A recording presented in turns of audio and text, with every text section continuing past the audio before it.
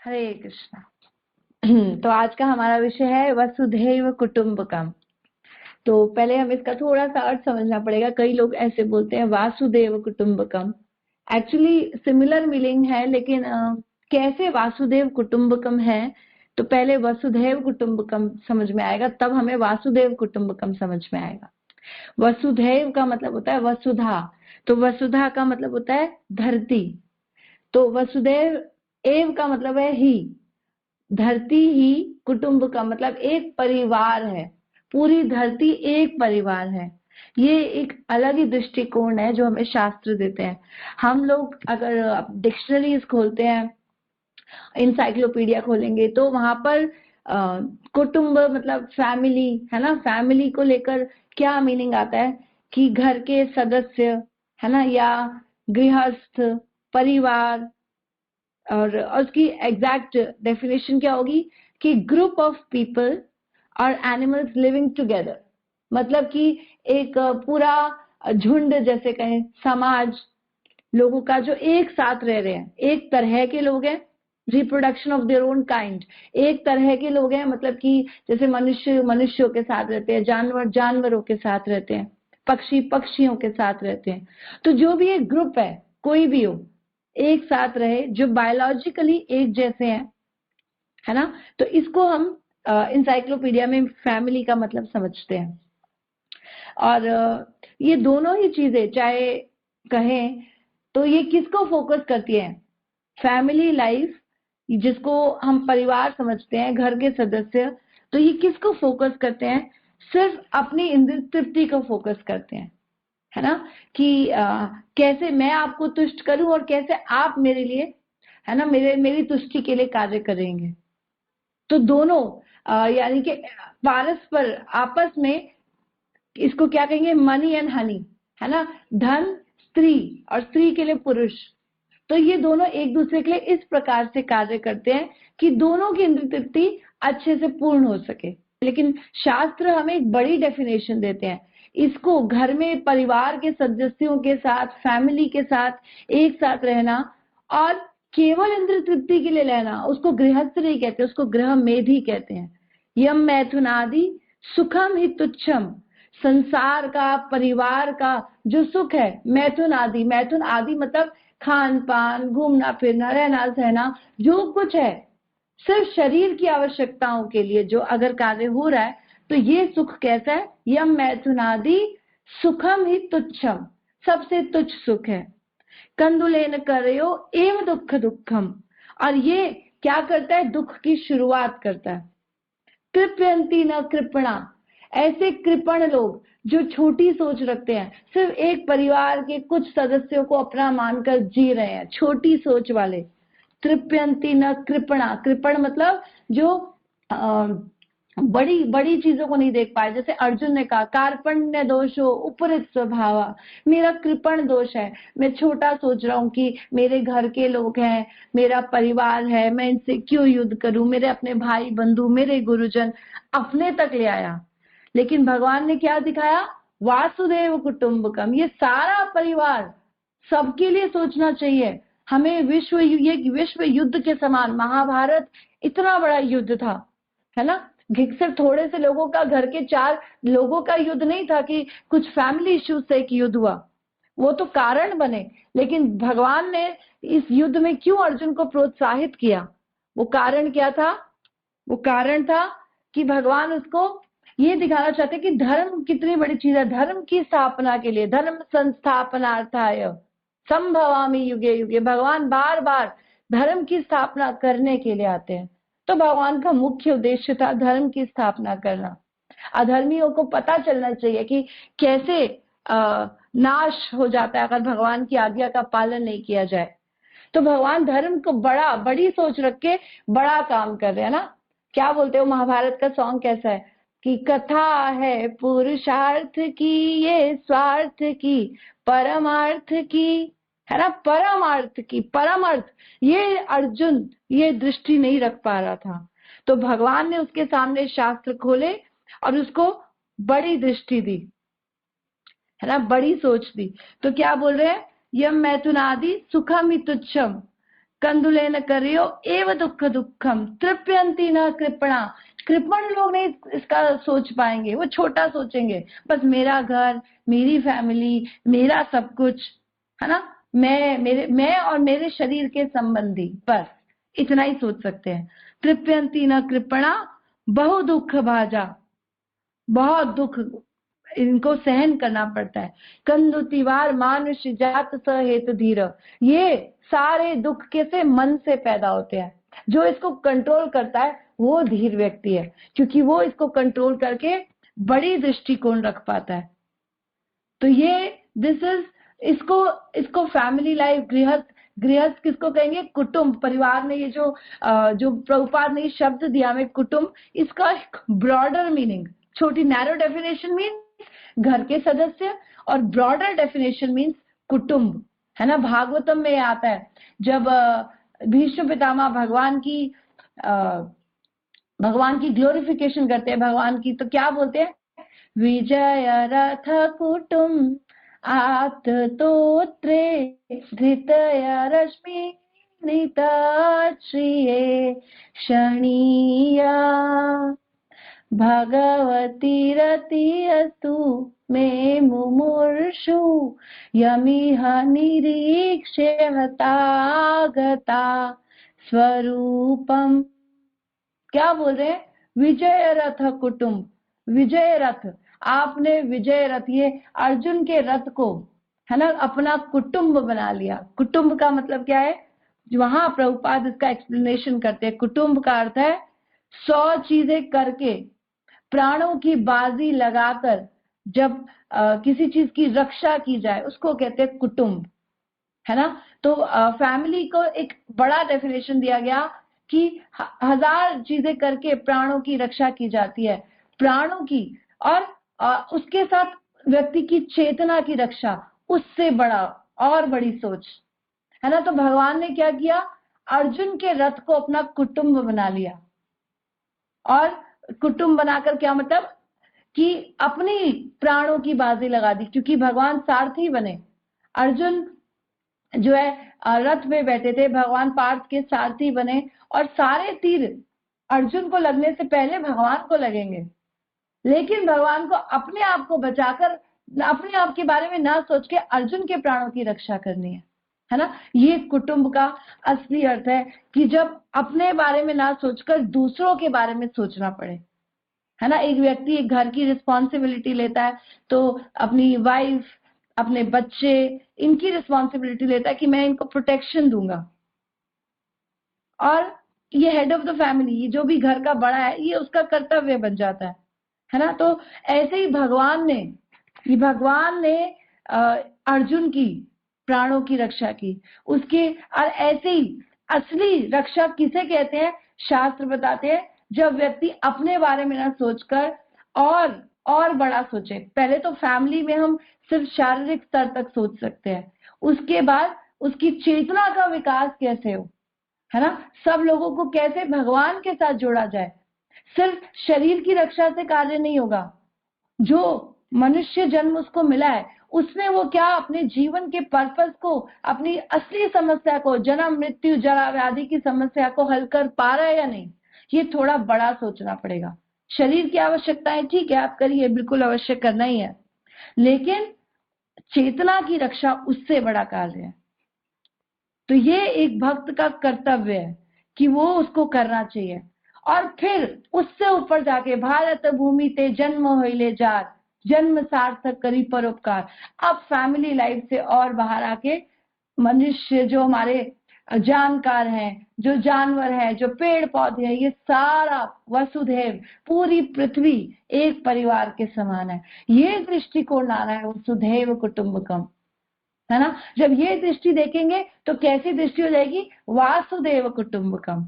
वासुदेव का क्या मतलब है, भगवान वासुदेव जो है वो हेड ऑफ द फैमिली है, उनसे ये सब चीजें आ रही हैं, है ना। जैसे कृष्ण से सब चीजों का उद्गम है, शास्त्र हमें ये बता रहे हैं, ईश्वर परम कृष्ण सर्व कारण कारणम, हर चीज के पीछे के कारण भगवान है। तो वो एक बड़ी फैमिली आ गई कि भगवान परम पिता है, और जितने भी जीव जंतु हैं सब उनसे निकले हैं।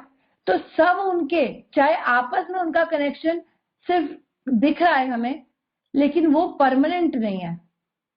लेकिन भगवान से सबका सनातन दिव्य संबंध है, क्योंकि सब उनसे उद्गम हुए और उनके पास वापस जाना है ना, सबको ये मार्ग तक ले जाना, सबके लिए सोचना कि सब घर वापस चले। खाली मैं नहीं, ज्ञानी ध्यानी लोग जो तपस्या करते हैं या बड़े बड़े जो भी कुछ वो कर रहे हैं, वो अपना कल्याण देख रहे हैं।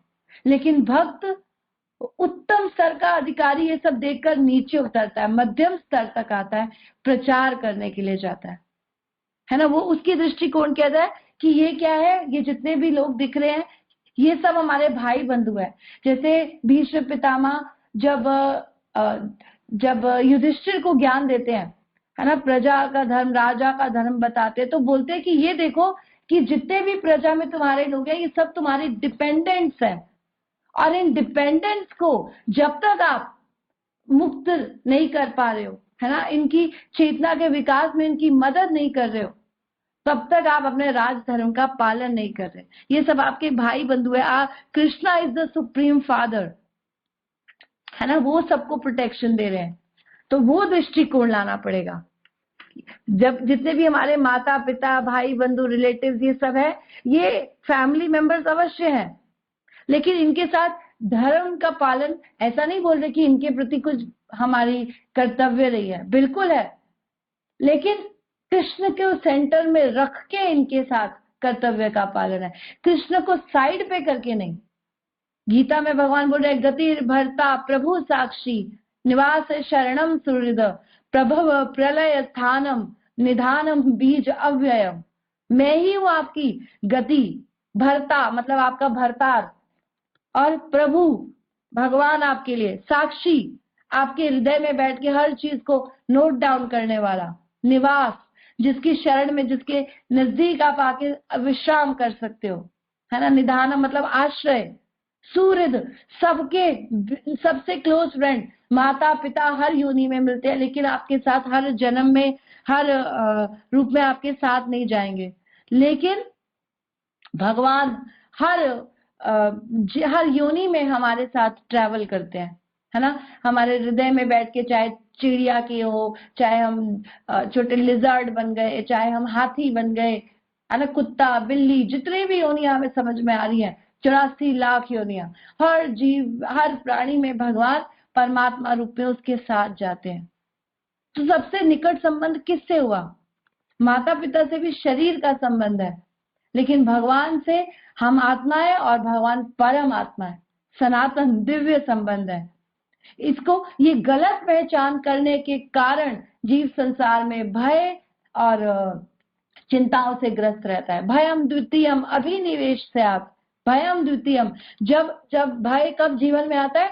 जब द्वितीयम दूसरी चीजों की इंपॉर्टेंस को बढ़ा दिया जाए, ना, गलत पहचान के कारण शरीर के संबंधियों के साथ जब हम अपनी पहचान करते हैं, है ना, आत्मा के सनातन जो जिससे संबंध है उसको साइड में करके शारीरिक संबंध में, बॉडीली कॉन्शियसनेस तक आते हैं। कृष्ण को साइड में, भी कृष्ण का कुछ पता ही नहीं है, तो भय, जीवन में घबराहट, क्या करेंगे, कैसा होगा, मुझे करना है, मेरा परिवार है, मैं नहीं करूंगा तो कौन करेगा, है ना, यही सोच के हम कर्तव्य पालन करते रहते हैं। करना है, धर्म करना है, अवश्य करना, लेकिन कृष्ण को बीच में रख के, सारे परिवार के लोगों को, गुरु न सस्यात, पिता न सस्यात, माता न सस्यात, जनी न सस्यात, आपको कुछ बनने का अधिकार नहीं है, गुरु नहीं, माता नहीं, पिता नहीं, किसी का, है ना, राजा नहीं, कुछ बनने का अधिकार नहीं है। न समर्पितुम न मोचयितुम, नहीं बचाते। अगर आप अपने डिपेंडेंट्स को बचा नहीं सकते तो आपको ये सब बनने का अधिकार नहीं है। इन सबके साथ हमारा रिलेशनशिप परफेक्ट ही तभी होगा जब कृष्णा सेंटर में है। अभी परफेक्ट नहीं है, और परफेक्ट नहीं है इसलिए क्या होता है, फैमिली के सदस्यों के बीच में भी आपस में मुठभेड़, है ना, कुछ ना कुछ मन मुटाव, कुछ ना कुछ रहता है। तो ये परस्पर प्रेम क्यों नहीं रहता? क्योंकि कॉमन, बीच में कॉमन जो है वो परम पिता नहीं है। जैसे फैमिली के लोग इकट्ठे कब रहते हैं? महाराज बड़ा सुंदर लेक्चर दे रहे थे। फैमिली, परिवार के लोग इकट्ठे तब रहते हैं जब कॉमन डिनोमिनेटर बीच में माता पिता होते हैं, और बच्चे भाई बहनों में बहुत एकता रहती है, क्योंकि माता पिता के लिए दोनों सोच रहे हैं, है ना, कि हमारे माता पिता है, इनके प्रति हमारा कर्तव्य है, तो आपस में भी हमारा कर्तव्य बना रहता है। लेकिन माता पिता अगर हमारी नहीं उनसे बन पा रही, हमारा माता पिता के प्रति दूसरा भाव है, दूसरे बच्चे का दूसरा भाव है, ये ऐसे है वैसे है, मुझे ये करते हैं, उनके लिए सोचते हैं, मेरा नहीं सोचते, तो भाई बहनों की भी एकता टूट जाती है। तो ये जो कॉमन डिनोमिनेटर नहीं है बीच में, तो ये संबंध कभी भी परमानेंट फिक्स नहीं होगा। इसी प्रकार जब तक भगवान बीच में नहीं है, तो संसार के सारे संबंध कैसे है? टेम्पररी। ये शरीर छूट जाने पर या तो वो हमें छोड़ देंगे या हम उन्हें छोड़ देंगे, है ना, कोई ना कोई तो पहले जाएगा। कुछ समय तक हम उनके साथ रहेंगे, कुछ समय के बाद परिवार के सदस्य बदल जाते हैं। पहले स्त्री माता पिता के साथ रहती है, फिर पति के साथ आ जाती है, या पति पत्नी में से एक चला जाता है तो बच्चों के साथ रहती है, फिर बच्चे अकेले हो जाते हैं, फिर माता पिता में से कोई एक चला जाता है। आना जाना चल रहा है, यही संसार में हो रहा है। तो टेम्पररी रिलेशनशिप है, इसीलिए प्रेम जो है वो परमानेंट है ही नहीं। और दूसरी चीज क्या है, जो हमारा इंटरेस्ट है, वो कितना डिग्री तक अटैचमेंट आ सकती है हमारी जो उनसे है, वो किस डिग्री तक है, जिस इन डिग्री तक वो हमारी इंद्रियों को तुष्ट कर रहे हैं। जिस you scratch my back and I scratch your back, आत्मेन्द्रिया प्रीति वांछा तार बल्ली काम, कृष्ण इंद्रिया प्रीति वांछा धारे प्रेम नाम। आत्मेन्द्रिया अपने इंद्रियों को तुष्ट कर रहे हैं, है ना, स्त्री को पुरुष को खुश करना है, पुरुष को स्त्री कर खुश करना है। जरा सा कुछ आपस में आपने मेरे हिसाब से नहीं किया तो मन मुटाव, है ना, मैंने ये बोला था, आपने ये नहीं किया, आपने ये नहीं सुना। लेकिन अगर बीच में कॉमन कृष्णा रहेंगे ना, तो दोनों उनके लिए सोचेंगे। अच्छा ठीक है, आप सेवा में थे, ओके कोई बात नहीं, तो ठीक है, मन एकदम से शांत हो जाएगा। लेकिन जब तक अपना अपना सोच रहेगा तो गड़बड़ रहेगी। आत्मेन्द्रिया प्रीति वांछा तार बलि काम, इसको बोलते काम, कामनाएं, इच्छाएं जो संसार में आपको बांधेंगी। और कृष्ण इंद्रिया प्रीति वांछा धारे प्रेम नाम, और कृष्ण की इंद्रियों को तुष्ट करेंगे तो ये असली प्रेम है, जो परिवार के सदस्यों के बीच में भी बहुत अच्छा है। अगर कृष्ण सेंटर में है तो वो आसक्ति नहीं है, वो आपकी मुक्ति का कारण बनेगा। ये सारा परिवार आपने कृष्ण की सेवा में लगाया, है ना। भागवतम में आता है कि एक पुरुष का कर्तव्य है, 7वां अध्याय 14वां श्लोक, 7वां स्कंद और 14वां अध्याय आदर्श पारिवारिक जीवन, उसमें बोलते हैं कि पुरुष का कर्तव्य है अपनी स्त्री को, अपने बच्चों को, सबको कृष्ण की सेवा में लगाए, खुद भी लगे, है ना। पुरुष का कर्तव्य है कि वो नंबर 1 फर्स्ट क्लास डिवोटी हो कृष्णा का, और स्त्री का कर्तव्य है कि वो फर्स्ट क्लास मेड सर्वेंट हो अपने हस्बैंड की। जब वो उसकी सेवा करेगी, क्योंकि वो एक भक्त की सेवा कर रही है, उसका उससे ही परम कल्याण हो जाएगा। तो फैमिली लाइफ बहुत अच्छी, बहुत सुंदर चलती है जब Krishna is the common denominator. तो इस दृष्टि से देखना चाहिए। अभी हमारा संबंध हम ना ठीक से देख नहीं पाते। हम इसको प्रभुपाद बहुत सुंदर एग्जाम्पल से दिखाते हैं कि जैसे दो दरिया की वेव्स होती है ना, ओशन की वेव्स होती है, साथ में फ्लो करती है ना। जैसे एक वेव आगे चल रही है लहर, और दूसरी लहर पीछे आ रही है, तो लगता उनका कोई रिलेशन है क्या? कोई रिलेशन नहीं है, लेकिन दोनों साथ में बहती है ना, एक दूसरे के साथ खेलती भी है, क्योंकि एक लहर दूसरी लहर से टकराती है, खेलती भी है, और कुछ समय बाद दोनों जो है ओशन में मिक्स हो जाती हैं। तो आपस में रिलेशन नहीं है, लेकिन एक साथ रहती है तो लगता है कि है। जैसे प्रभुपाद बोलते हैं कि सारी चिड़िया उंडिताम स्वकर्म भी, सारे चिड़िया लोग एक जगह आते हैं, जल पीते हैं, इकट्ठे होते हैं, और कुछ समय बाद पानी पी के सब अलग अलग उड़ जाते हैं। लेकिन अगर वो साथ रहे कि हमारा तो अटैचमेंट हो गया है, नहीं, ऐसा नहीं है। समय के साथ चीजें अलग होंगी। एक ट्रेन में पैसेंजर्स आते हैं, है ना, तो आए, एक यात्री बैठा और दूसरे यात्री बैठा, दोनों ने बहुत देर बातचीत की, जान पहचान हो गई, अच्छा हो गया। और उसके बाद जब एक का स्टेशन आया, एक उतर गया और यात्री दूसरा आ गया, तो उससे बातचीत हो गई। अगर हम उससे अटैच हो जाएं तो क्या हम अपने असली गंतव्य तक पहुंच पाएंगे? हमारी असली गति क्या है? न ते विदुस्वार्थ गतिम ही विष्णु। हमारी असली गति है भगवान विष्णु, भगवान कृष्ण के चरण कमल, है ना। क्या हम उस गंतव्य तक पहुंच जाएंगे अगर हम उस यात्री के साथ उतर जाएं तो? इसीलिए आना जाना जीवन में चलता रहेगा, लेकिन परम संबंध को ना भूलें। ऐसा नहीं बोल रहे कि धर्म छोड़ दो, इनको छोड़ दो, उनको छोड़ दो, नहीं। युक्त वैराग्य, हर चीज को कृष्ण से जोड़ दो। छोड़ना कुछ नहीं है, सब कुछ जोड़ रहा है। कृष्ण भावना भावित में सब कुछ जोड़ दो। तो ये है असली अंडरस्टैंडिंग। अब ये तो हुआ एक संकुचित, ठीक है, एक परिवार से थोड़ा सा बड़ा और सोच पाए, सबका, अपने पूरे परिवार का जो है लाभ देख पाए किस में है। लेकिन उससे बड़ा लाभ किस में है? वासुदेव कुटुंबकम, सबके लिए सोचना। विद्या विनय संपन्ने, विद्या और विनय, विद्या विनय विद्या ददाती विनयम, विद्या विनय देती है। वो विद्या जो आपको सभ्य सरल नहीं बना रही, वो विनय नहीं दे रही, तो विद्या बेकार की विद्या है, किसी काम की नहीं है। असली विद्या, शास्त्रों की विद्या आपको सरल बनाती है। विनय, सबके लिए अच्छा पॉजिटिव सोचना, है ना। सबके परोपकार, भारत भूमि ते जन्म होइले जार, जन्म सार्थक करी करो परोपकार। तो भारत भूमि में जन्म लेकर सबका परोपकार करो। तो विद्या विनय संपन्ने ब्राह्मणे गवि हस्तिने। तो विद्या विनय से संपन्न होके व्यक्ति का दृष्टिकोण कैसे होता है?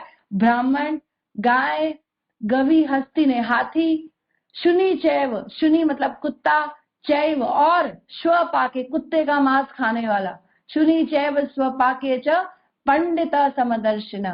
वो व्यक्ति पंडित है जो इसको समान दृष्टि से देखता है कि सबके लिए कल्याण करना है, हर एक को भक्ति का अधिकार है। मैं सबके लिए क्या करूं? पेड़ पौधों के लिए क्या करें, है ना, तो चलो उनको भगवान का अर्पित जल चढ़ा दें। जानवरों के लिए क्या करें? चलो उनको प्रसाद दे दें। सारा वसुदेव, है ना, सबके लिए अच्छा सोचना। तो शास्त्रों में हितोपदेश, ये जो वसुधैव कुटुंबकम शब्द आया, ये कहां से आया है? अयम निज परो वेत्ति, ये हितोपदेश है। उसमें क्या आता है? अयम निज, ये मेरा है, परो वेत्ति, ये पराया है ना। ये मेरा है, ये उसका है, ये मेरा नहीं है, ये उसका है। जो ऐसा देखता है, गणना, जो ऐसी हिसाब किताब रखता है, लघु चेतसाम, उसकी छोटी बुद्धि है, उसका चित्त अभी छोटा है, बड़ा नहीं सोच पा रहा हो। उदार चरिता नाम, जिसका हृदय उदार है, बहुत करुणामय है, जैसे भगवान करुणामय, करुणया अवतरणो कलो, कलयुग में करुणा करके उतर आए खुद कि मैं अब और लोगों को भगवान के नाम से दूर नहीं रख सकता। असली जो उन्नत उज्जवल रस नहीं मिला उनको, अब मैं देने खुद जा रहा हूं, जो अभी तक जीवों को पता ही नहीं चला। तो ये करुणा है, उदार, बड़ा दिल। एक छोटा दिल क्या होता है? जैसे हमें किसी को देखा और हमें उस पर तरस आ गया, है ना, कि चलो बेचारा कितना गरीब है और कुछ करना चाहिए इसके लिए, लेकिन कुछ किया नहीं, फिर वैसा मन में सोचा, तो ये होती है दया। लेकिन उदार चरित्र करुणा क्या होती है?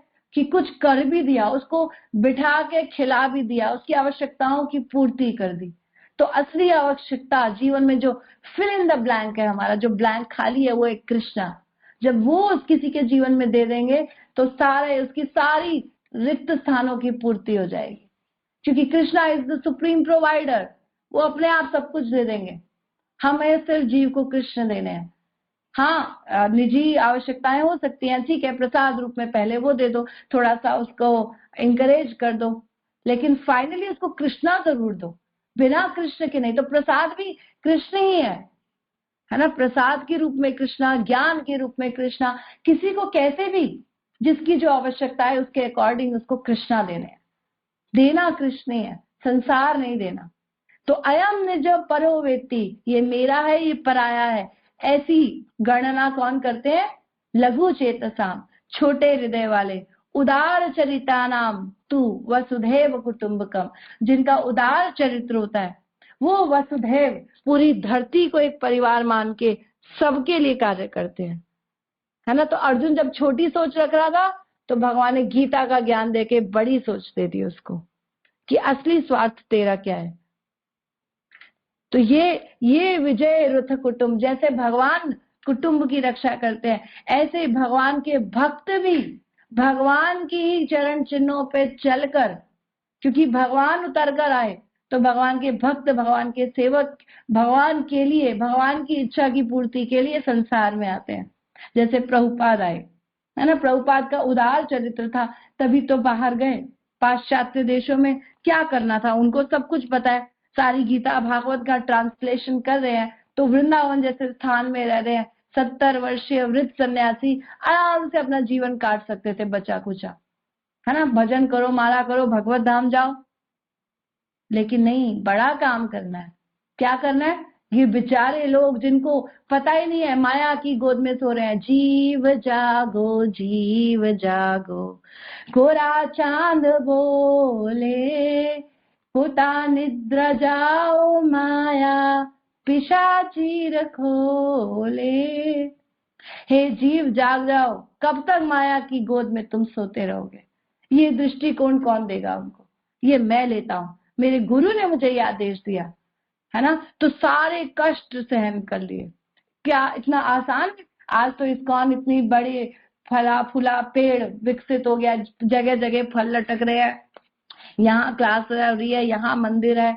वो शुरू के दिन जब प्रभुपाद अकेले गए, 40 रुपए एक छाता, एक टाइपराइटर, है ना, और थोड़े से आलू और एक भागवत ग्रंथ का ट्रंक, इससे क्या जीवन निर्वाह होने वाला है ना। लेकिन ये लेकर प्रभुपाद किसमें? कार्गो शिप, जो मालवाहक जहाज होता है, जिसमें बैठने की भी पता नहीं जगह मिली है कि नहीं, और महीने भर का सफर करके 2 दिल के दौरे, कितना बड़ा कष्ट। उससे पहले कितना ले चुके थे, लीग ऑफ डिवोटीज भारत में, है ना, बैक टू गॉडेस मैगजीन लिखना, छापना, घर घर जाके वितरण करना, चांदनी चौक की गलियों में घूमते थे, और बेहोश होके गिर गए, कोई डॉक्टर के पास ले जाने वाला नहीं, तो किसी ने देखा चलो ले जाते हैं, लेकिन क्या हुआ? कुछ नहीं। 1-2 ने रिक्शा ली, वो भी फुस, खत्म काम, कुछ नहीं। लेकिन प्रभुपाद ने मन नहीं ना, निष्ठा, धैर्य, उत्साहात, निष्ठया, धैर्य, तत तत कर्म प्रवर्तनात्, संग त्यागा सतो वृत्ते, षड्वीर भक्ति प्रसिद्धति। भक्ति प्रसिद्ध किससे होती है? जब व्यक्ति के अंदर उत्साह, निश्चय और धैर्य होता है। तो प्रभुपाद ने 70 वर्ष की एज में उत्साह, निश्चय और धैर्य, तीनों चीजें थी। तो धीरे धीरे धीरे सारे कर्म कृष्ण भावना भावित के उनसे होते ही चले गए, क्योंकि उनके अंदर गुरु के प्रति निष्ठा इतनी स्ट्रांग थी कि कार्य होना ही था, है ना। बाहर गए तो कहते कि ऐसे लगा कि मुझे कृष्ण कठपुतली की तरह जैसे नचाना चाहते हैं आप नचाइए। सारा स्टेज जैसे एक डांस के लिए तैयार कर रखा था भगवान ने, अब आओ तुम्हें सिर्फ डांस करना है, तो सारा बेस मैंने सेट कर दिया। तो ऐसे वहां जाके हुआ।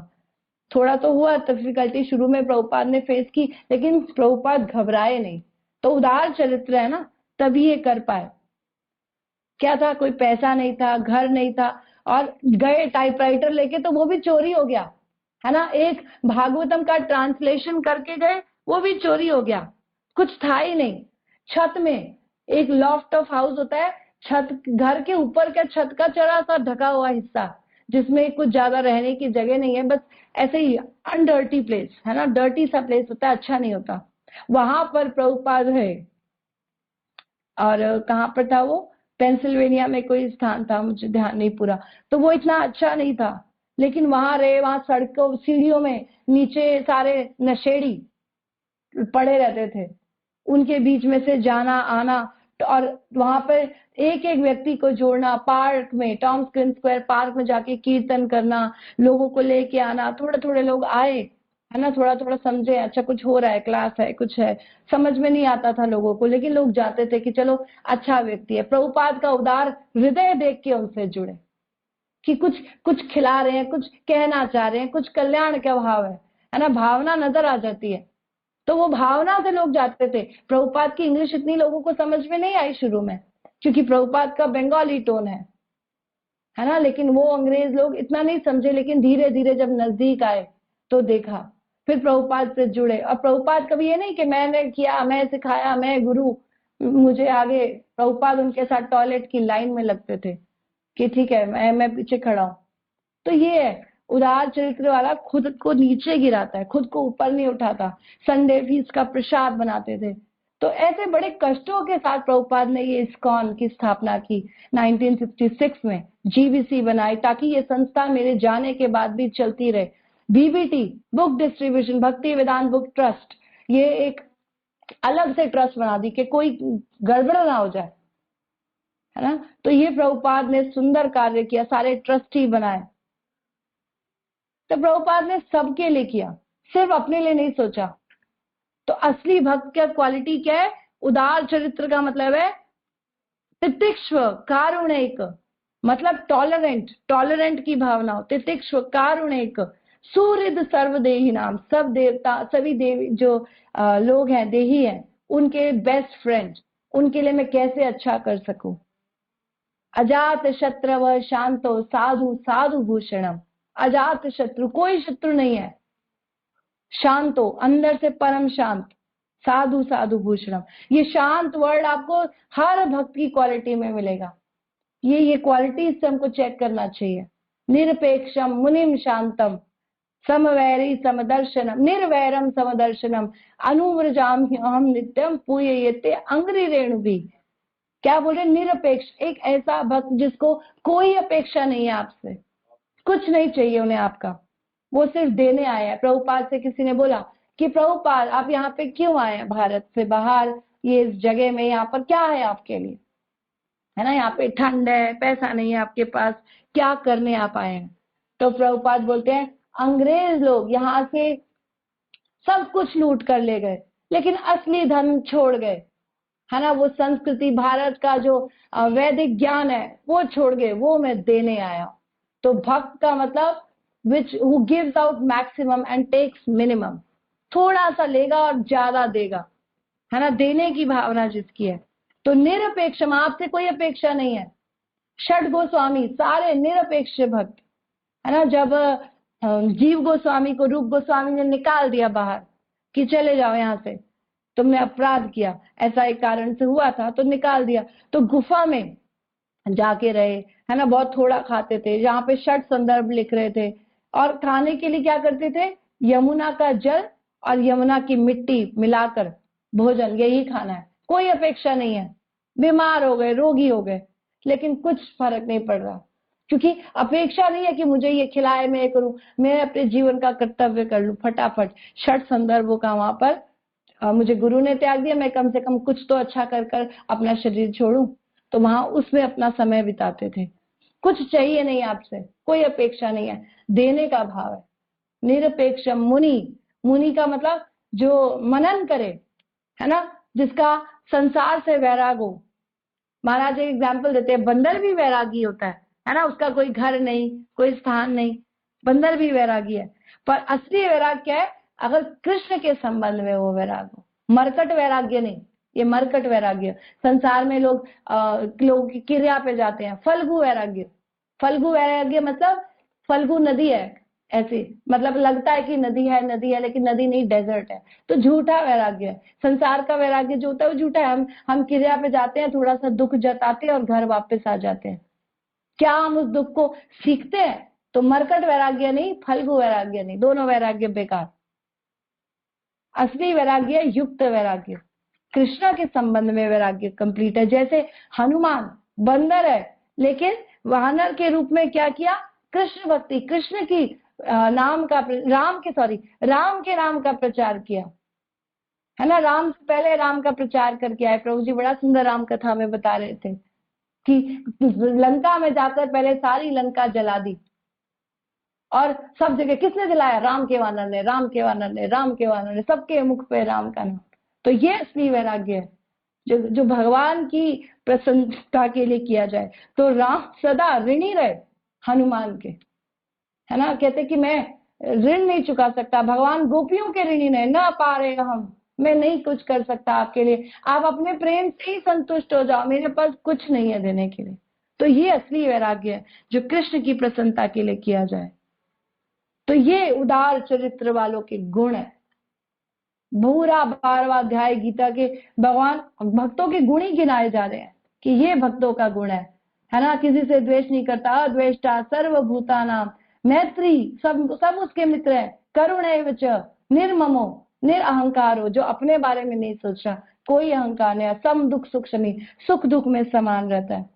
ऐसा भक्त मुझे अतिशय प्रिय है।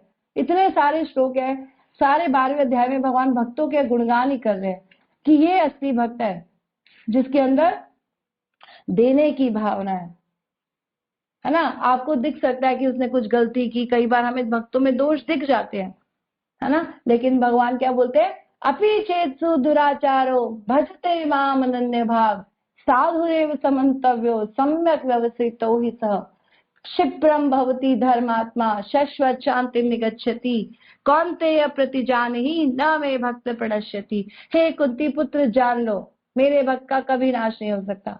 क्या बोल रहे हैं, अपि चेत्सु, हो सकता है कुछ उसने गड़बड़ कर दी हो, अपि चेत्सु दुराचारो, उसका दुर्व्यवहार, उसका दुराचरण, तुम्हें गलतियां दिखेंगी, है ना। कल महाराज रिट्रीट में बड़ा सुंदर बता रहे थे, गलती सब करते हैं लेकिन भक्त गलती को सुधार लेता है, अभक्त उसको सुधारता नहीं। तो भक्त सुधार लेगा। अपि चेत्सु दुराचारो भजते माम अनन्य भाव, और अनन्य भाव से मेरा भजन कर रहा है ना। अनन्य चिंतयन्तो माम ये जना पर्युपासते तेषां नित्य अभियुक्ता नाम योग क्षेमम वहामि अहम। भगवान क्या बोले, अनन्य, अनन्य मतलब कोई और नहीं, अन्य आश्रय परित्यागो इति अनन्यता, कोई और आश्रय नहीं है, तो केवल कृष्ण, कृष्ण भक्ति कैले सर्व कर्म कृत है। कृष्ण भक्ति हो गई, मेरे सारे जीवन के सब कार्य संपूर्ण हो जाएंगे, कोई कमी नहीं रहेगी। पत्थरों पे लिखकर लिखवा लो, है ना, ऐसा महाराज इंस्ट्रक्शन देते हैं।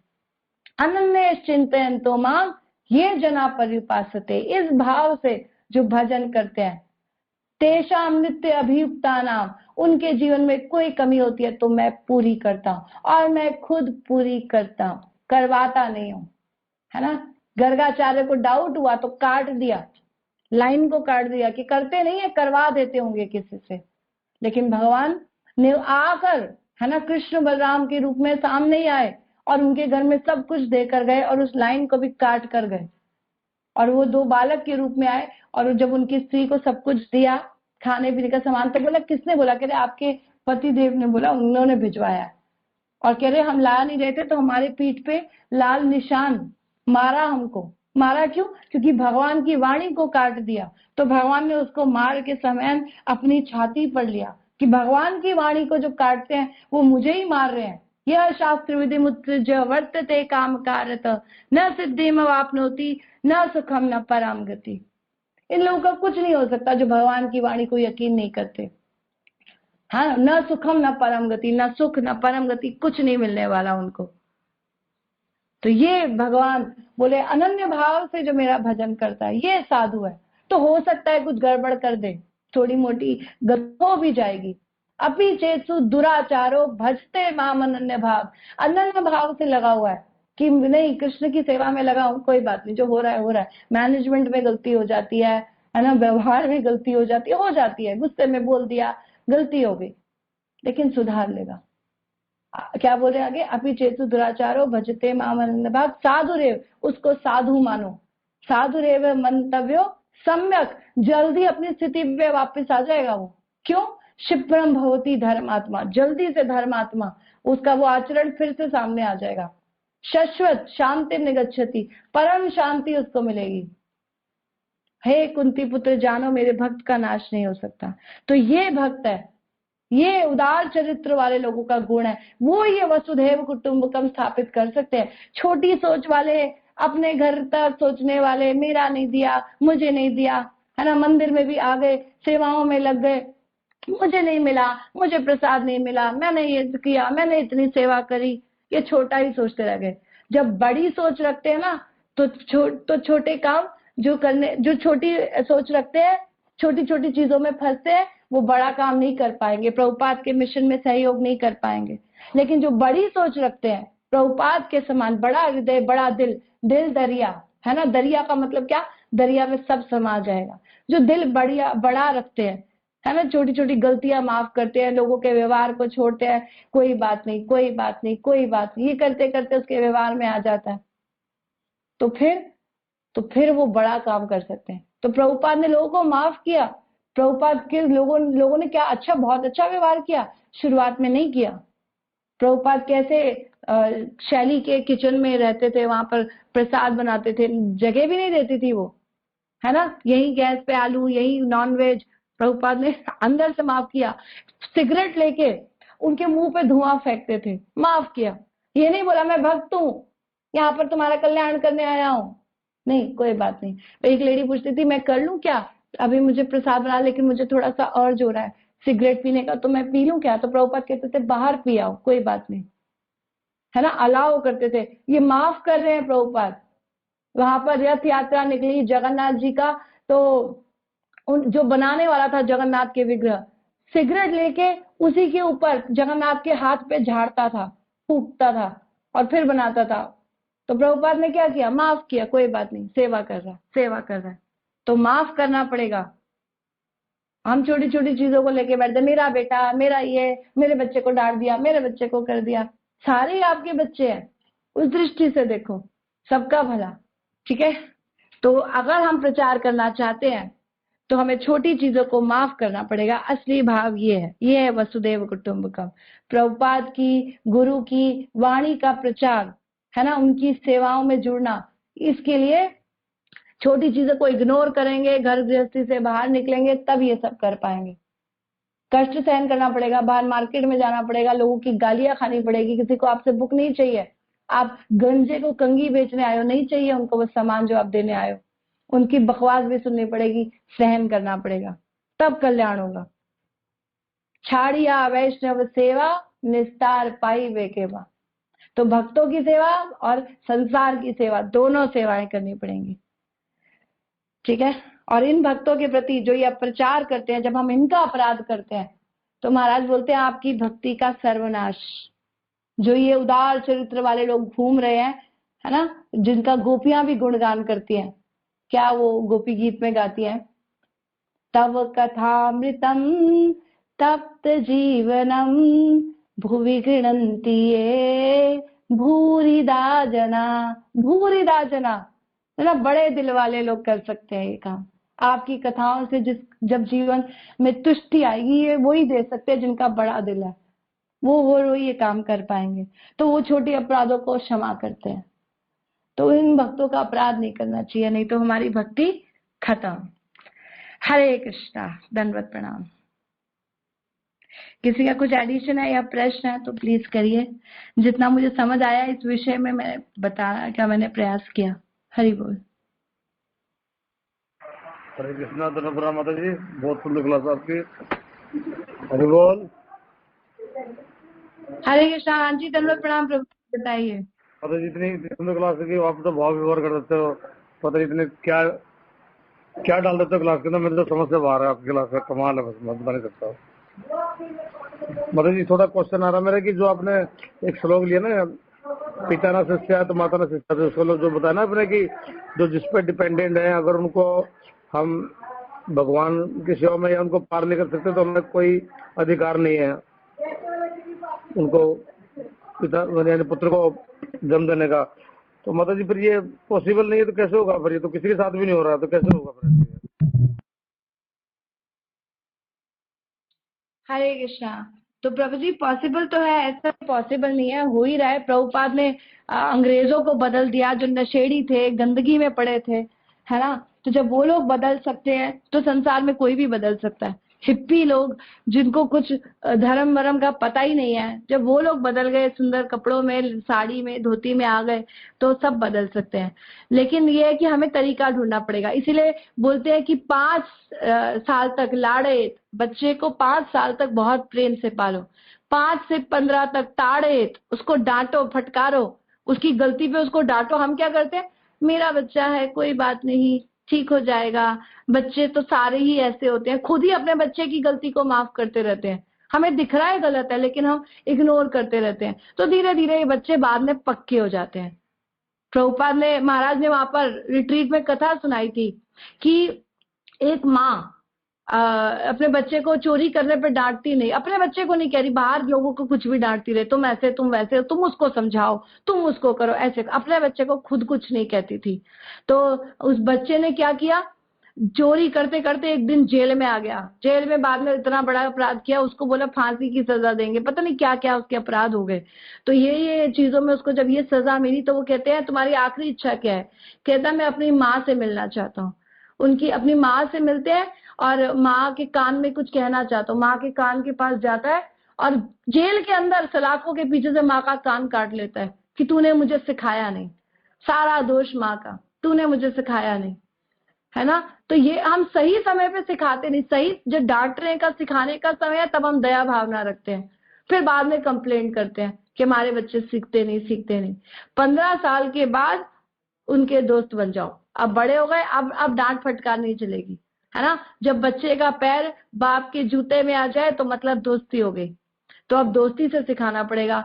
आजा, चल तुझे कुछ खिलाता हूँ, चल ये है, चल तेरे दोस्त मिलेंगे, कुछ ना कुछ जैसा उसका इंटरेस्ट है ना, उसको पेंटिंग में इंटरेस्ट है, चल ये बना, मंदिर की सेवा, ये बड़ी सुंदर पेंटिंग, उसका भाव है वो उसी तरह से बना देगा कि मैं तो पेंटिंग बना रहा हूँ, लेकिन सेवा में लग जाएगा। तो उसके अकॉर्डिंग, उसके टेस्ट के अकॉर्डिंग उसको कुछ ना कुछ सेवा में लगाना। जैसे हमारी एक माता जी हैं, गोपाल कृष्ण गोस्वामी महाराज की डिसाइपल थी, तो उनके बेटा जो है इतना सेवा में नहीं था, कुछ नहीं, बाहर रहता था, और सेवा क्या, नॉनवेज वगैरह खाने वाला व्यक्ति था। तो माँ चाहती थी मेरा बेटा भक्त बन जाए, वो बोलती है भगवान से, भगवान प्लीज आप इनको कुछ करिए, इसका कुछ करिए, इसको भक्त बनाइए, मुझे नहीं पता, सिर्फ मैं आपसे प्रार्थना कर सकती हूँ, मैं तो इसको नहीं समझा पा रही हूँ, मुझसे तो नहीं हो रहा है, लेकिन आप कुछ करिए। तो वो ऐसी प्रार्थना करती रही। जब उनका बेटा बाहर से आया और यहाँ पर उसकी माँ ने मंदिर में उनको सेवा मिली, पार्थसारथी, राधा पार्थसारथी में बड़े मंदिर में सेवा मिली जन्माष्टमी के टाइम, तो उन्होंने कहा मैं अपने बेटे को सेवा दे देती हूँ, तुझे गेट पे खड़े होके सिर्फ डिवोटीज को रिसीव करना है, हरे कृष्णा करना है, कह रहे धोती पहन ले और उनको प्रणाम कर दियो, बस यही तेरी सेवा है, तो अंदर आते रहेंगे। तो वो कहता क्या माँ, तो माँ के लिए वो इतना कर देता है, चलो मैं कर दूंगा, लेकिन फिर मुझे खाना पीना, मैं प्रसाद मंदिर में नहीं खाऊंगा, मैं बाहर चला जाऊंगा। वो कहते हैं हाँ ठीक है, तू यही कर दे। वो यही करती है, और वो बाहर खड़ा हो जाता है, लोगों को रिसीव करता जा रहा है, करता जा रहा है, और लोग तो उसको पहचान रहे हैं क्योंकि बड़ा स्मार्ट हैंडसम लड़का कोई खड़ा है, तो लोग, क्योंकि वो रिसीव कर रहा है, लेकिन वो लोग को नहीं देख रहा, लोग उसको देख रहे हैं।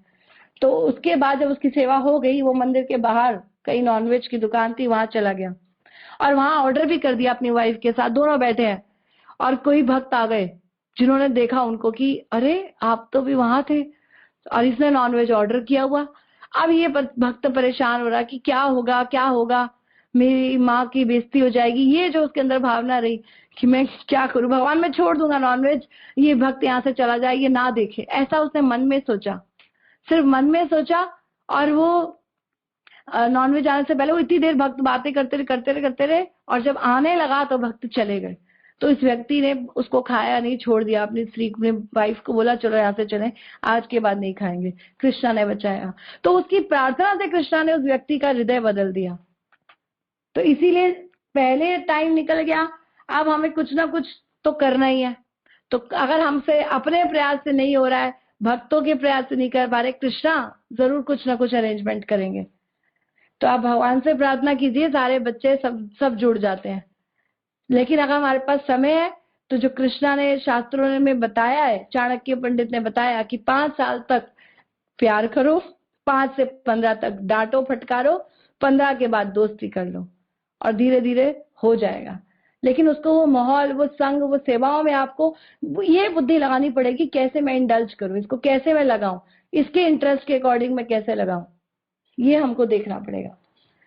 हरे कृष्णा, दंडवत प्रणाम। इसमें एक चीज और ऐड करूंगा कि कोई भी ये मत सोचे कि कोई किसी के बच्चे को सुधार सकता है कि प्रभु जी, माता जी, आप हमारे बच्चे को सुधारो। नहीं, माँ ही बच्चे को सुधार सकती है और माँ ही बच्चे को बिगाड़ती है। ये माँ के ऊपर ही डिपेंड करता है। पिता का भी 10% 20% रोल है, माता के ऊपर ही डिपेंड करता है। तो ये सोचो कि किसी को, बच्चे को अगर सुधरना है तो उसकी माँ को, ये नहीं है कि हाँ आप सुधार दो फलाना। समझा सकते हैं, सिखा सकते हैं, लेकिन सुधार माँ ही सकती है। अगर माँ नहीं सुधारेगी वो कभी नहीं सुधरेगा, कोई नहीं सुधार सकता। तो इसलिए जो प्रभु जी का प्रश्न है, इसमें बहुत हद तक माँ का बहुत रोल होता है। लेकिन इनकी, प्रभु जी की स्थिति ये है कि ये भक्ति में जब तक आए तब तक इनका बेटा बड़ा हो गया था, ये हमारे सबके बेटे, लेकिन आज भी इनका बेटा बहुत अच्छा है, आदर करता है, इसमें कोई डाउट नहीं है। जैसा ये चाहते हैं कि वैसे भक्त बन जाए, वो भी बन जाएगा समय से। लेकिन हाँ, लेकिन जो छोटे बच्चे हैं अभी 6 साल से लेके 15 साल के बीच में, उनकी माँ को उनके प्रति दया के साथ साथ, करुणा के साथ साथ सीरियस भी होना पड़ेगा। सिर्फ दूसरों पर डिपेंड नहीं होना पड़ेगा कि आप हमारे बेटे को सुधार दो, सिर्फ समझा सकते हैं। सुधरने के लिए उस माँ को एंडेवर करना पड़ेगा, या तो सरेंडर होना पड़ेगा शास्त्रों के, गुरुओं के, आचार्यों के। उनका जो मोह है उनके बच्चे को बिगाड़ देगा। इसलिए केवल माँ ही बच्चे को सुधार सकती है। चाणक्य पंडित कहते हैं कि माँ के पास ही ये कला है, ये एक्ट। जैसे मधुमक्खी के पास कला है कि वो छत्ते में से मतलब फूल में से मधु बना सकती है, और कोई नहीं बना सकता, उसी प्रकार माँ ही कर सकती है। हाँ, बाकी लोग सपोर्ट कर सकते हैं, लेकिन कर माँ ही सकती है। तो इसलिए माँ को बड़ा सीरियस होना चाहिए। प्रॉब्लम क्या, आजकल की जो माँ है वो वर्किंग हो गई है एक्चुअली। सबसे बड़ी प्रॉब्लम ये है, उनके पास टाइम नहीं है बच्चों के लिए। ये बहुत बड़ी प्रॉब्लम है, बहुत बहुत बड़ी प्रॉब्लम है। ये जो प्रॉब्लम है, ये इस वजह से दिक्कत होती है सब बच्चों के साथ। हाँ, लेकिन अगर फिर भी वो वर्किंग रहते रहते भी अपने बच्चों को टाइम दे, और नॉन वर्किंग होते हुए भी, और नॉन वर्किंग माओ के बच्चे बिगड़ जाते हैं, उसके पीछे उनका अति अटैचमेंट है। अति अटैचमेंट नहीं होना चाहिए, बच्चे को सही गलत पता होना चाहिए। और अपने बच्चे का स्वार्थ देखते देखते माँ का भगवान के प्रति निस्वार्थ खत्म हो जाता है, अगर वो भक्त है तो। इसलिए माँ को बच्चे के प्रति स्वार्थ रखना है, लेकिन उसके उसके कल्याण का भी स्वार्थ रखना है। क्योंकि बच्चे को तो आदत है कि मुझे यही चाहिए, मुझे ऐसा करना है। माँ उसकी करुणा में आके उसको सही गलत नहीं समझा पाती। इसलिए माँ को थोड़ा सीरियस और सिंसियर होना चाहिए, और माँ ही बेस्ट वेपन है अपने बच्चे को ठीक करने का। आप दूसरों से एक्सपेक्ट मत करो, आप ही उसको, बस आप ज्ञान लो और आप ही उसको ठीक करो। और अगर नहीं होता तो आप उसको ताड़ना पड़े तो ताड़ो भी, और करुणा करनी पड़े तो उसको अलग तरीके से करनी है। ये नहीं है कि वो कुछ बोल दे। आप देखो, जिन माओ को बच्चे छोटी उम्र में बोलने लग गए हैं ना, बच्चा छोटी उम्र में, जैसे 8 9 10 साल में ऊंची आवाज में बोलता है, और माँ कमजोर है उसके आगे, वो बच्चे बिगड़ जाते हैं। ऊंची आवाज में बोले, ठीक है, एक खींच के चपेटा मारो, बैठ जाए यहाँ पे, खाने को नहीं दूंगी, अपनी करुणा को वहां पे दूसरे तरीके से, वो बच्चे सुधर जाते हैं। हमने देखा है, हम लोग जब छोटे थे, हमारे दादाजी हमको जूतों से मारते थे। हमने उनका जीवन भर आदर किया और बड़े संभल के चले, लेकिन जिनको बहुत लाड मिला है ना, वो बच्चे बिगड़ गए, मैंने देखा है। इसलिए ज्यादा लाड देना चाहिए, लेकिन बच्चों को अगर ताड़ने की आवश्यकता है तो ताड़ना भी चाहिए, ठीक है ना। और जो अगर अगर छोटी उम्र में बच्चा माँ के आगे चीख रहा है ना, वो माँ बड़ी, उसके लिए बड़ा खतरा है। उसको संभल के रहना चाहिए, उस बच्चे को उस स्टेज से हटाना चाहिए। मुझे मुझे ऊंचा बोल रहे तू, अब तेरे को मैं बताती हूँ, चीखना बंद कर, पहले छोटी उम्र में उसको ट्रेन कर दो। उसको रिस्पेक्ट अगर नहीं समझ में आ रही तो उसको रिस्पेक्ट सिखाओ, ठीक है ना। तो ये सब आप चेक एंड बैलेंस कर सकते हो, ठीक है। हरे कृष्णा। हरे कृष्णा माता जी, दंडवत प्रणाम। हाँ जी, हरे कृष्णा माता जी। माता जी, ये बताइए, जैसे हमें गुरु की प्राप्ति कैसे होती है, कैसे हम गुरु की सेवा में लग सकते हैं? क्योंकि जहाँ पे मैं रहती हूँ, यहाँ पे कोई इस्कॉन नहीं है, ठीक है। मैं कोशिश भी करना चाहती हूँ कि मैं सेवा में लगूं, पर मेरे से उतनी चीजें नहीं हो पाती जितना मैं करना चाहती हूँ। फिर उसी चीज में, मटेरियल लाइफ में पूरी उतनी बिजी हो जाती हूँ कि अपनी ही चीजें फिर पूरी होती रहती हैं, फिर भक्ति से दूर होती रहती हूँ। और फिर मन में गिल्ट होता है कि ये चीज करनी चाहिए थी और नहीं करी कृष्णा के लिए। प्लीज बताएं माता जी। हरे कृष्णा, आप कहाँ रहते हो? माता जी, उत्तराखंड में। उत्तराखंड में, ठीक है। तो हमारे पास और भी सेवाएं हैं, आप जो घर से कर सकते हैं, मंदिर नहीं है तो कोई बात नहीं। और गुरु की प्राप्ति आपको अवश्य सेवाओं के थ्रू हो ही जाएगी, उसके लिए आप इतना परेशान मत होइए। लेकिन सेवाएं अगर आपके पास हैं तो हम आपको दे सकते हैं। और दूसरी बात, अ, एक तरीका और है कि अगर आप ये गुरु की वाणी जो आप सुन रहे हो, इसको आप थोड़े थोड़े लोगों को, अपने फैमिली मेंबर्स को, अपने पड़ोसी को, अपने घर वालों में, या जो भी रिश्तेदार, किसी से भी हम फोन पे चर्चा करते हैं, तो थोड़ा वो भगवान के विषय में बताते रहें, या जो आपने सीखा, जितना आपको समझ आया, थोड़ा बहुत आपने नोट्स बनाए, किसी ना किसी बात में हम उनसे कृष्ण की बात करें। हो सकता है कोई ना कोई हमसे अट्रैक्ट होके हमसे और जानना चाहेगा। तो ये छोटा छोटा जो बातचीत, जो हमारा उनसे रिलेशन डेवलप करना है, ये सब प्रचार का भाग। तो ये सब कृष्ण की सेवा का ही अनुरूप है ना। दूसरा रूप है कि आप किसी और को किसी और माध्यम से क्लास पे जोड़ रहे हैं, है ना, आप उनको उपदेश क्लास में आने को कह रहे हैं, ये सब प्रचार के अंग है। प्रचार, आप उनको घर पे बुला रहे हैं, उनके साथ कुछ भी रिलेशन डेवलप कर रहे हैं ताकि वो भक्त बन जाए, इस भावना से, तो सब प्रचार का ही भाग है। ठीक है, तो जो आप कर सकते हैं वो आप करिए, ये भी सेवा है। और डायरेक्ट भी आपको सेवाएं चाहिए तो वो उसके लिए मैं आपसे पर्सनल बात कर लूंगी, आप अपना नंबर हमको ड्रॉप कर सकते हैं। ठीक है, ठीक है माता जी, जैसे हम इंद्र तृप्ति की बात करते हैं कि जैसे हम अपनी ही चीजों में लगे रहते हैं, तो उसको हम कैसे कंट्रोल कर सकते हैं कि हाँ हम अपना स्वार्थी ना होके दूसरे की उसमें कर सकें। जितना आप शास्त्रों को सुनते रहेंगे ये धीरे धीरे धीरे धीरे हमसे अपने आप नेचुरली होने लगेगा, है ना। भगवान की वाणी जब हृदय में जाती है, प्रविष्ट कर्ण रंध्रेण स्वनाम भाव सरोरुहम धुनोति शमलम कृष्ण सलिलस्य यथा शरद। जैसे बारिश के मौसम में जब मिट्टी पे पानी पड़ता है तो सारी गंदगी धुल जाती है, इसी प्रकार से जो हृदय में मैल है, अपने लिए सोचना है, अपने लिए करना है, जब इस पे भगवान की कथा अंदर जाती है कानों के माध्यम से, कर्ण रंध्रेण मतलब कानों के रास्ते से जाती है, तो हृदय तक पहुंचकर हृदय का मार्जन करती है, ये सारे अंदर से गंदगी मैल सब छूट जाती है, तो ये सब निकल जाएगा धीरे धीरे। इसलिए आप क्लासेस में रेगुलर रहिए, माला करते रहिए। आप कितनी माला करते हैं माता जी? माता जी 16 राउंड हो जाते हैं अभी तक। तो वेरी गुड, आप माला करते रहिए और क्लासेस में रेगुलर रहिए, ये चीजें अपने आप निकल जाएंगी, इनको हमें नकली तरीके से भगाना नहीं है, अपने आप चली जाएंगी, पता भी नहीं चलेगा। थैंक यू और सो मच। आपके लिए एक छोटा सा, आपके लिए एक सुंदर सा सॉल्यूशन है। एक काम से आपके दोनों प्रॉब्लम का सॉल्व हो जाएगा। एक आपकी प्रॉब्लम ये है कि आपके पास यहाँ इस्कॉन नहीं है या भक्त नहीं है, और दूसरी प्रॉब्लम है इंद्रियों का जो इंद्रिया तृप्ति का जो विषय, दोनों का एक ही सॉल्यूशन है कि आप ऐसा कीजिए, आपके नियर बाय जो भी आप जहाँ पर रहते हो, आपके 1 किलोमीटर 500 मीटर या आधा 1 किलोमीटर में जितने भी लोग रहते हैं जो आपको जानते हैं, आप उनको यहाँ पे जोड़िए। जब वो यहाँ पे सुनेंगे वो भी पक्के होंगे, फिर आप भी पक्के होंगे, फिर आप 2 से 4 होंगे, 5 होंगे, 6 होंगे, तो आपका 8-10 होते एक तो इस्कॉन बन गया, पहली प्रॉब्लम सॉल्व होगी। और दूसरा, जब आप लोगों को जोड़ेंगे तो आपका समय यहाँ पे लगेगा, जो समय इंद्रिय तृप्ति में लगता है वो समय आपका लोगों को जोड़ने में लगेगा, भगवान से कनेक्शन में लगेगा, तो आपका इंद्रिय तृप्ति का प्रॉब्लम भी सॉल्व हो जाएगा और आपका इस्कॉन का जो प्रॉब्लम है वो भी सॉल्व हो जाएगा। तो अगर आप कुछ प्रचार अभी नहीं कर सकती तो आप उतना तो लोगों को बता सकती है कि सुबह ज्वाइन करें। अगर आपने 1 को 2 को 3 को 5 को बताया, 5 सुना, वो 5 पक्के हो गए, तो आप 5 लोग हो गए, तो आपका बन गया इस्कॉन। 5 लोगों ने कीर्तन किया, हो गया आपका इस्कॉन। ठीक है ना, तो इससे दोनों काम हो गया, आपका टाइम जो इधर उधर लगता है वो भी ठीक हो जाएगा, और आपका जो इस्कॉन की कमी आपको फील होती है वो भी पूरी हो जाएगी। तो ये करो आप, ज्यादा से ज्यादा लोगों को और ऐसा कोई व्यक्ति नहीं है जिसको 10-20-50 लोग नहीं जानते और कोई दूर भी है। तो इस्कॉन क्या है? इस्कॉन एक सोसाइटी है, society, international society for Krishna consciousness, Krishna की चेतना की सोसाइटी। तो आप दूर है, लेकिन अगर आप अपने आसपास इस सोसाइटी को बनाना चाहते हो और आप में इतनी सक्षमता नहीं है तो यहाँ से जोड़िए। आप 20 लोगों को जोड़ेंगे, 100% 20 में से 5 लोग तो आपको फॉलो करेंगे, फिर आपका इस्कॉन बन गया।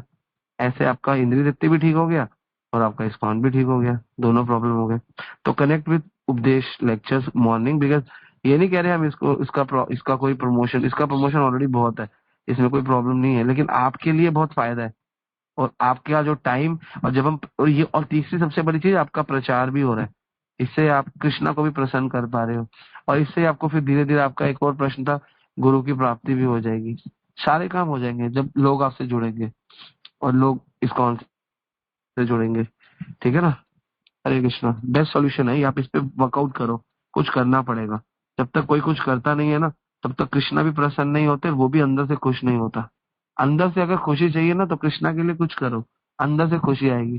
ज्ञान लेने से खुशी आती है, लेकिन ज्ञान की बात, भगवान बोलते हैं ज्ञानम विज्ञान तृप्त आत्मना, जो ज्ञान के साथ विज्ञान करता है, तृप्त आत्मना, कूटस्थ विचित इंद्रिया, और वो कूटस्थ विचित इंद्रिया बन जाता है, उसको उसकी इंद्रियों पे वो कंट्रोल कर लेता है। जो आपकी ये प्रॉब्लम है ना इंद्रियों वाली, वो भी ठीक हो जाएगी। उसके बाद भगवान बोलते हैं युक्त इति उच्चते योगी, और वही वास्तव में ऊंचा योगी कहलाता है। उसके बाद है समलोष्ट अश्म कांचना, और उसके लिए पत्थर कंकर और सोना सब बराबर हो जाते हैं। तो ये बहुत सुंदर भगवत गीता 6.8 में भगवान बताते हैं। तो इसलिए आपको क्या करना पड़ेगा, युक्त इति उच्यते योगी बनना पड़ेगा, युक्त करना पड़ेगा सबसे भगवान को, ठीक है ना। इससे फिर आपका कल्याण निश्चित हो जाएगा। ज्ञानम विज्ञानम तृप्त आत्मा, ज्यादातर लोग तृप्त आत्मा नहीं हो पाते क्योंकि ज्ञान के बाद विज्ञान नहीं लेते, ठीक है। हरे कृष्णा। बिल्कुल प्रभु जी, मैं कोई सेवा जितनी हो सकेगी मैं जरूर करूंगी। हरे कृष्णा, दंडवत प्रणाम प्रभु जी। माता जी। यहाँ चैट में कुछ प्रश्न है तो वो देख लेते हैं। जिनके साथ हमारा रिलेशनशिप अच्छा नहीं है, क्या हमें दोबारा उतने जन्म लेना पड़ता है? ये मैंने सुना है। हरे कृष्णा। जिनके साथ हमारा रिलेशनशिप है, क्या हमें दोबारा उतने जन्म लेने पड़ते हैं? जिनके साथ रिलेशनशिप है, इसका मतलब पिछला कुछ आदान प्रदान था, और इस जीवन में जब हम भक्ति करते हैं तो जब भगवान से कनेक्टेड होते हैं और उनके साथ धीरे धीरे हमारा संबंध ये खुलते रहते हैं। जितना हमारा कनेक्शन भगवान के साथ बढ़ता जाता है और संसार के लोगों से घटता रहता है, तो हमारा ये जो संबंध है ये परफेक्ट कंप्लीट हो जाता है। एक्चुअली भगवान से कनेक्शन में जब रहता है तो ये हमें मुक्त करता है ना। भगवान से, भगवान के भक्तों से कनेक्शन हमें संसार से मुक्त करता है, और संसार के लोगों के साथ कनेक्शन जो भगवान से दूर है हमें और बांधता है। तो इसीलिए जितना हमारा पारस्परिक संबंध उन लोगों को, जितने लोगों से भी है, सबको भगवान से जोड़ेंगे तो हमारा संबंध की जो गांठें है ना, हृदय में जितनी गांठें ये सारी खुलने लग जाती हैं। तो इसीलिए भगवान के संबंध में हम सबको देखेंगे, धीरे धीरे धीरे उनको जोड़ेंगे, खुद भी जुड़ते रहेंगे, तो हमारा जो ये आत्मेंद्रिय वाला भाव था, ये कृष्ण इंद्रिया की प्रीति, प्रेम का भाव होने लगेगा, और ये हम इससे मुक्त हो जाते हैं। ठीक है। माता जी, मेरा क्वेश्चन था कि मैंने सुना था कि बाकी जितने कलयुग आते हैं ना उसमें गौर नारायण आते हैं, महाप्रभु आते हैं, वो शायद एक मन मंत्र या कल्प में एक ही बार आते हैं और वो ब्रज की भक्ति या गोलोक की भक्ति देते हैं। तो मेरा क्वेश्चन था कि एक ही में क्यों आते हैं एंड एक ही में क्यों हमें इनकी भक्ति, गोलोक की भक्ति मिलती है, बाकी सब में वैकुंठ की मिलती है। और जैसे हम आए इस कलयुग में तो वो बाय चांस हम आ गए कि या वो गौरांग महाप्रभु की कृपा से हम इसी कलयुग में आए? ये क्वेश्चन था मेरा। प्रभु जी आप इसका उत्तर दीजिए, इसी में क्यों आए गौरांग महाप्रभु? भगवान की पहली बात तो इच्छा है, वो कभी भी आए और कभी भी ना आए। और दूसरी चीज, ये अनाउंस पहले हो चुका था कि 7वें कल्प के 28वें मनवंतर में भगवान आएंगे, ठीक है ना, ये अनाउंसमेंट थी।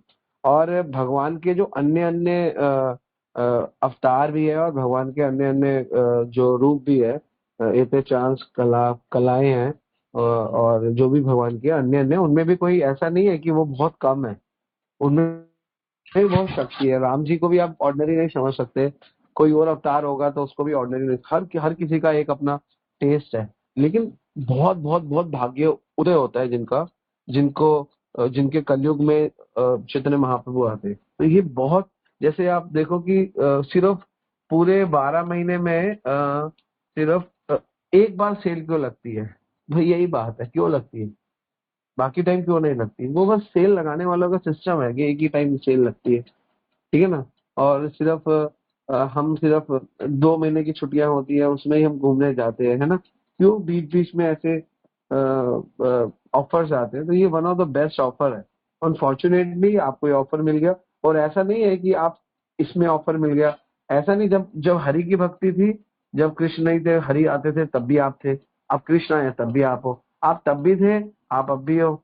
जब राम थे तब भी आप थे, तो कोई, हम सब जगह थे, अब इस जगह भी है। उस जगह जितना अवसर मिला उतना फायदा उठाया, इस जगह जितना अवसर मिलेगा उतना फायदा उठाएंगे। तो ये है, ये नहीं है कि हाँ हम बड़े भाग्यशाली हो गए, हमारा इस बार हमको मनुष्य जीवन मिल गया।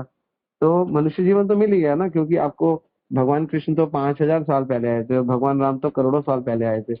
लेकिन आपके सिलेबस में भी है, इस बार के सिलेबस में जो आपका इस बार का कोर्स है उसमें आपको अवसर मिल गया।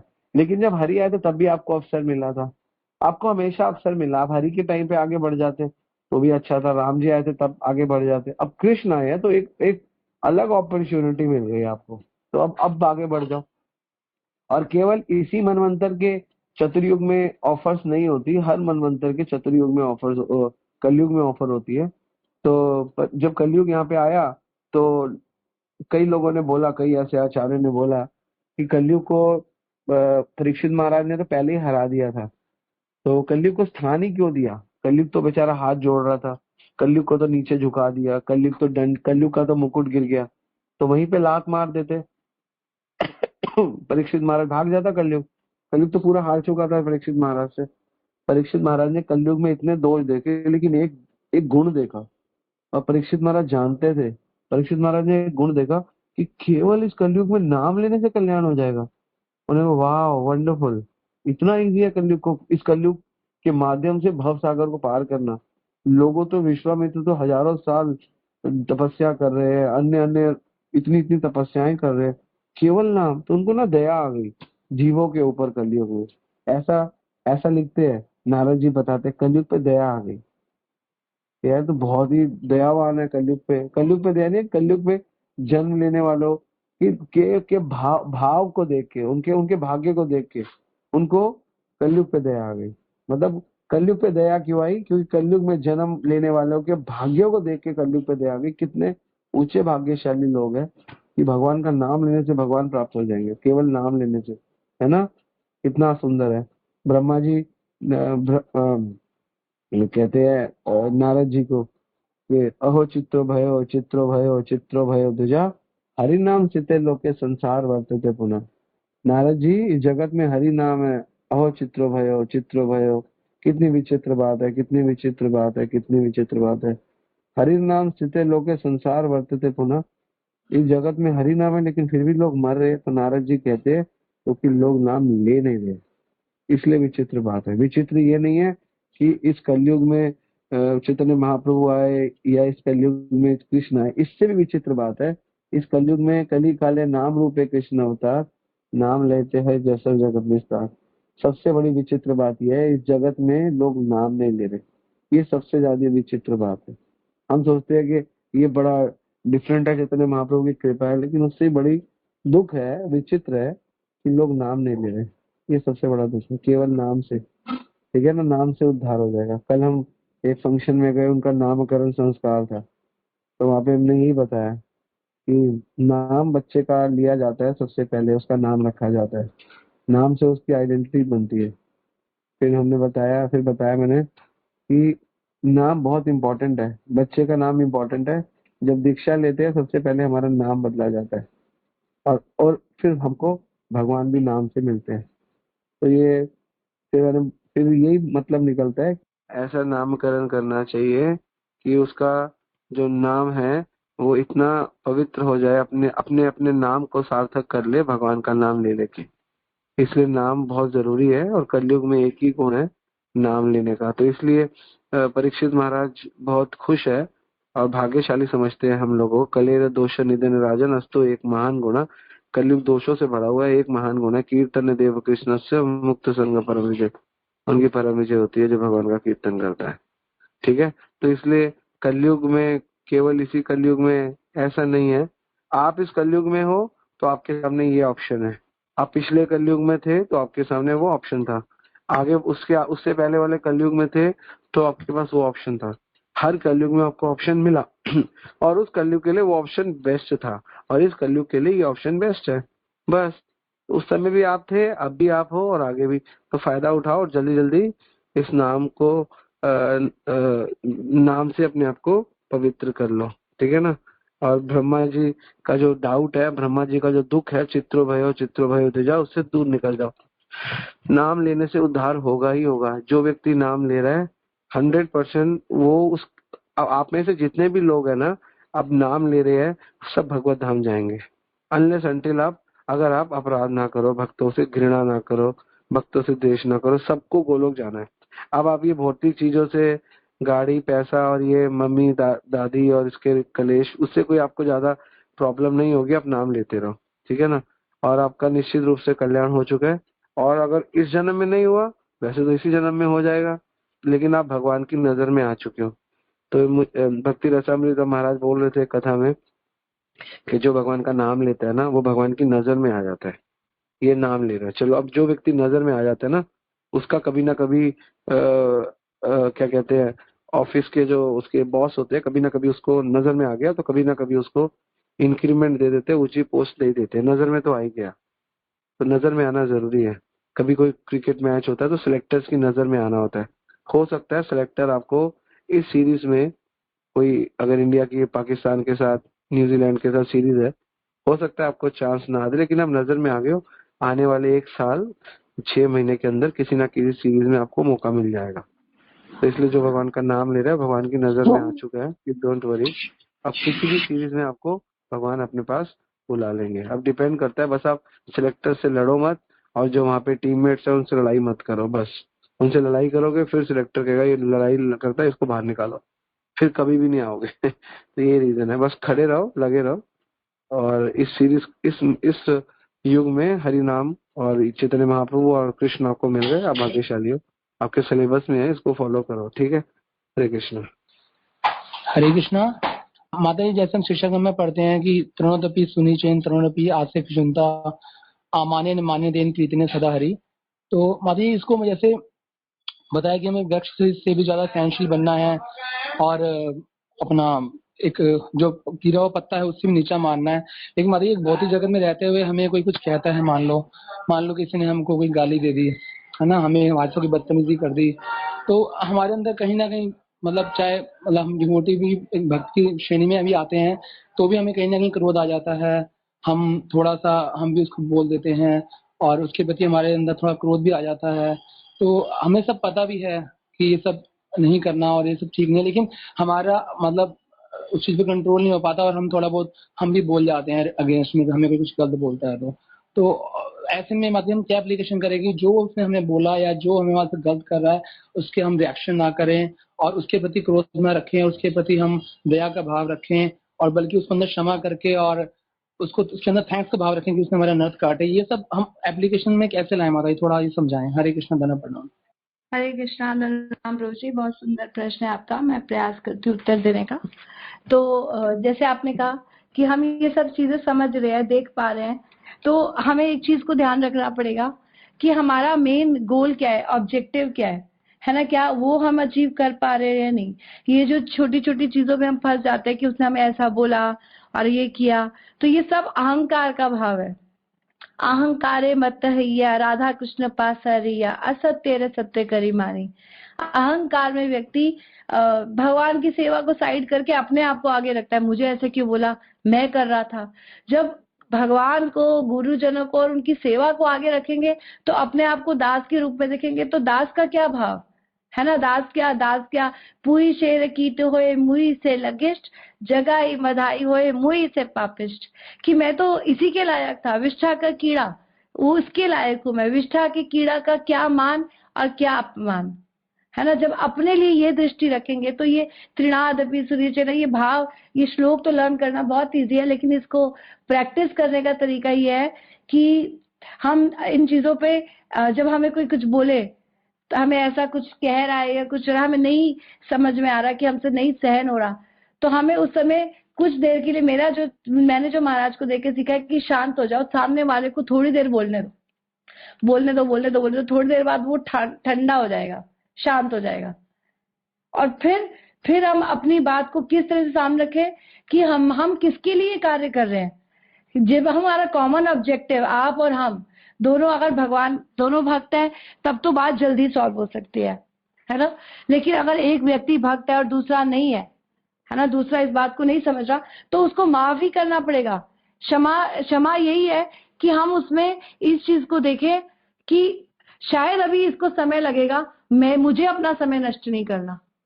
अगर हम ये दृष्टि रखेंगे कि हमारे लिए क्या इंपॉर्टेंट है, भक्त का भाव होता है अव्यर्थ कालत्वम, मेरा समय नष्ट हो रहा है, मेरी बुद्धि, मेरा एनर्जी इसके साथ ये सब चीजें सॉल्व करने में चली जाएगी, तो मैं भगवान की सेवा कैसे कर पाऊंगा, है ना। मुझे अभी और चीजें करनी है, बड़े गोल्स हमें प्रभुपाद ने दिए हैं, तो वो अचीव नहीं होंगे अगर इन चीजों में उलझ जाऊंगा।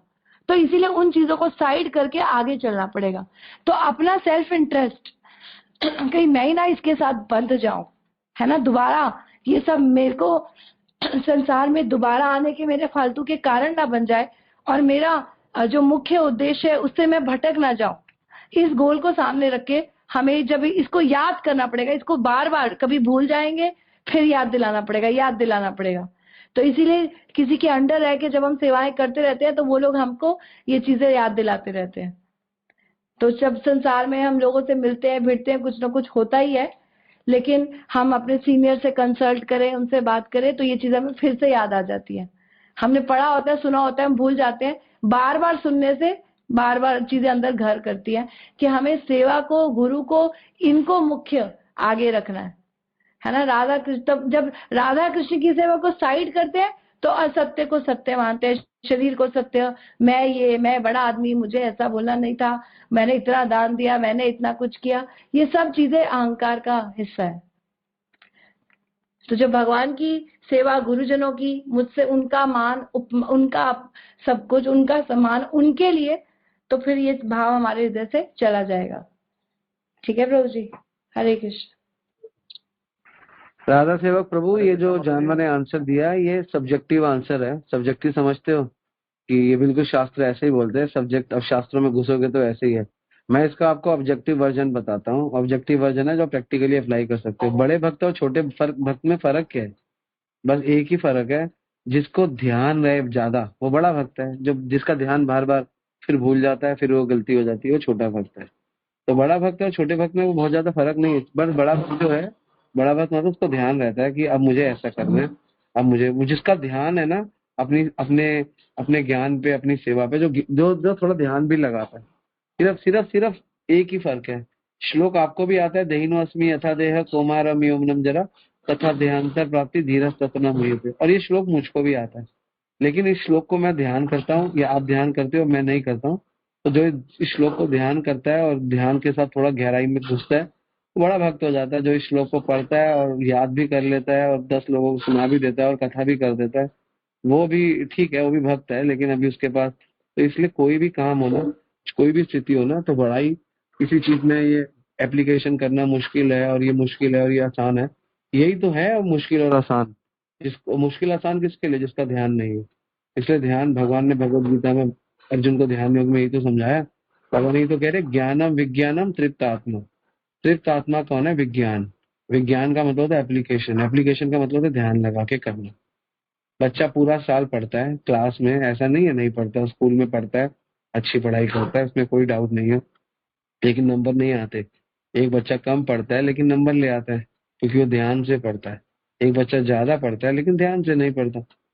तो subjectively she is absolutely fine, but objective answer यही है, जितना आपका ध्यान रहेगा, क्या ध्यान आएगा बार बार। और ध्यान कब आता है? जब आप सेवा में थोड़ा सीरियस हो और आप गुरु आचार्यों को बहुत फॉलो करते हो, और आपके प्रति, अपने गुरु के प्रति, कृष्ण के प्रति बहुत बहुत क्या कहते हैं, श्रद्धा बड़ी मजबूत हो। और साथ में आपको आपका जो प्रोजेक्ट है, आपका जो भक्ति का प्रोजेक्ट है, उसमें आप सीरियस हो। हम लोग क्या है, जो लोग ये नहीं कर पाते, बेशक बार बार हम गिरते रहते हैं, उनका ये जो प्रोजेक्ट है, इसके साथ साथ 10 प्रोजेक्ट चल रहे हैं, गृहस्थी चल रही है। जैसे आज का जो टॉपिक है जन्म का, वसुधैव कुटुंब, ये ब्रॉड विजन ही तो है। सबका कुटुंब है, आपका भी कुटुंब है, मेरा भी कुटुंब है, फिर हमारा थोड़ा और परिवार का भी कुटुंब है। पहले हमारा पारिवारिक छोटा परिवार, फिर बड़ा परिवार, फिर समाज का कुटुंब है, फिर समाज के बाद देश का कुटुंब है, फिर पहले नगर का कुटुंब है, फिर देश का कुटुंब है, फिर पूरी भारत का कुटुंब है, फिर भारत का पूरे विश्व का कुटुंब है, फिर पूरे ब्रह्मांड का कुटुंब है। वही तो वसुदेव कुटुंब के। तो इसलिए वर्जन है बड़ा होता है, तो ये ध्यान से होता है। तो सब्जेक्टिव और ऑब्जेक्टिव से समझोगे, तो ऑब्जेक्टिव से समझो कि बड़ा भक्त कौन है? जिसका ध्यान है, जो हर चीज में ध्यान लगा के करता है, वो बड़ा भक्त हो गया। सेवा वही है, वो ध्यान लगा के करता है, गलतियां कम होती है, वो बड़ा भक्त है। और जो करता रहता, एक तो ज्ञान नहीं लेता, ऊपर से ध्यान नहीं लगाता, ऊपर से बीवी का भी ध्यान है, बच्चों का भी ध्यान है, घर का भी ध्यान है, कार्य का भी ध्यान है, वो फिर करते करते अपना पूरा नहीं दे पाता। फिर उसको ध्यान में मेरे को पैसा भी कमाना है, मुझे ये भी करना है, मेरा फिर यही है। तो इसको ऑब्जेक्टिव समझोगे तो जल्दी आपका प्रोग्रेस हो जाएगा। और सब्जेक्टिवली तो ये चलता ही है, अभी तो ये सब सब्जेक्टिव ही है हमारा लाइफ में। इसलिए ध्यान से करोगे तो ये तरणदपि सुनिचैना तरोरपि इसको तरणदपि सुनिचैना, घास का तिनका। तो जाओ इसको समझने, इस श्लोक को अगर आपको अपने जीवन में हमको उतारना है तो घास के तिनके के पास जाओ, घास के पास जाओ, उसके तिनके को देखो, उसके तिनके को देखो और फिर मनन करो। फिर ये आपके अंदर घास का तिनका, फिर पेड़ के पास जाओ, पेड़ को देखो कि ना कोई जल दे रहा है ना खड़ा, कितने साल से खड़ा है, उसकी फीलिंग। आपको पता है, मैं एक बार राधिका रमन में था, तो सुबह सुबह मंगला आरती के बाद 2 मिनट का लेक्चर होता है। तो उसमें 2 मिनट के लेक्चर में, 2 मिनट का भी नहीं, 1 मिनट का एक श्लोक वो कुछ बोलते हैं। उसमें बोला था पेड़ के ऊपर कि पेड़ कैसा है। और वो मैं जब वापस घर आया तो मैं सैर करने चला गया 5:30-6 बजे। मैं पेड़ के पास पहुंचा, मैं अपना एक्सपीरियंस बता, पेड़ के बारे में सोचने लगा, मनन करने लगा कि कितने सालों से खड़ा है, इसका कोई इंटरेस्ट, मतलब कोई इसको कोई कोई मजा नहीं मिल रहा, बेचारे की सजा ही है एक हिसाब से। तो मैं वहां पे चीखने लगा, हरे कृष्णा, कि इसका कल्याण हो। तो ये ऐसे भावना आपको, जब आप इसमें होता है, आप थोड़ा घुस जाओ, थोड़ा ध्यान रखो, तो फिर बड़े भक्त बन जाते हैं। जब जिस चीज के ऊपर हम ध्यान लगाते हैं ना, वही कार्य के ऊपर ध्यान लगाओ, बड़े हो जाओगे, उस कार्य को सुन लो बस। ध्यान नहीं लगाओ तो छोटे भक्त रह जाते हैं, और कई जन्मों तक हमारा ये फंडा क्लियर नहीं होता। तो इसीलिए केवल ध्यान का गेम है, इसलिए गीता में डालना पड़ा ध्यान योग, इम्पोर्टेंट है। हर कार्य ध्यान से ठीक होता है, हर कार्य ध्यान लगाना पड़ेगा। मुझे शराब नहीं पीनी, पूरा ध्यान लगाना है। मुझे गलत काम नहीं करना, और मेरा गलत जगह नजर जा रही है, ध्यान लगाओ, हटाओ। मैं माला कर रहा हूँ गलत जगह, क्योंकि ध्यान नहीं, माला कर रहा हूँ, फिर गलत गलत चीजें भी कर रहा हूँ, अच्छी चीजें भी कर रहा हूँ, खा भी रहा हूँ, मैं ध्यान नहीं, ध्यान को बढ़ाना चाहिए। इसलिए ध्यान से ही काम होता है। इसलिए जब भगवान राम ने पूछा कि माता सीता जानकी कैसी है, तो कहते हैं कि ठीक है। तो वैसे तो मर जाती, वो तो जिंदा है। कह रहे क्यों? कह रहे एक तो उनकी जीवा पे आपका नाम है, और उसका केवल आप पे ध्यान है, बस। एक तो नाम और एक ध्यान। तो नाम का मतलब है सब्जेक्टिव, और ध्यान का मतलब है विद नेम इज ऑब्जेक्टिव। ऐसा नहीं है ध्यान सब्जेक्टिव या ऑब्जेक्टिव नहीं है, नहीं, ध्यान नाम ऑब्जेक्टिव नहीं है। नाम से कल्याण नहीं होगा, नहीं नहीं, नाम के साथ साथ थोड़ा ध्यान भी ऐड होना चाहिए। ध्यान और नाम, नाम मतलब हो गया सेवा, जिसमें सब कुछ आ जाता है, सारी सेवा, क्योंकि भगवान का नाम लेना सेवा है। और ध्यान का मतलब है सीरियसनेस, सर्विस एंड सरेंडर की जय महाराज बोलते हैं। सर्विस को सीरियस होकर करोगे तो कल्याण होगा, सर्विस करोगे सीरियस नहीं हो तो कल्याण नहीं होगा। सीरियस हो बहुत भक्ति में, लेकिन सर्विस नहीं कर रहे तो कल्याण नहीं होगा। तो ध्यान सिर्फ ऑब्जेक्टिव पार्ट है, ध्यान से करो काम। जो भी सुन रहे हो ध्यान से सुनो, जीवन में अप्लाई करो, थोड़ा सा फोकस हो जाओ। फिर देखो उसके बाद कि जो जितने भी श्लोक है, सारे श्लोक धीरे धीरे जीवन में उतरने लग जाएंगे। ठीक है, हरे कृष्ण। प्रभु जी हरे कृष्णा। हाँ, मैं ये क्वेश्चन कर रही हूँ भाई, मेरा लड़का है ना, वो पीता है, ड्रिंक करता है, बहुत करता है, तो मुझे क्रोध आ जाता है। मैं हर टाइम पड़ी रहती हूँ चारपाई पर। तो ये मुझे समझाओ, मेरा दिमाग ठीक रह जाए बस। पहली बात तो आपके लड़के को समझाओ, अगर वो नहीं समझता, और आपका लड़का कोई छोटा तो होगा नहीं, होगा 35-40 साल का तो हो ही गया होगा, या 30 साल का, जो भी है मुझे नहीं पता, जो भी उसकी उम्र होगी।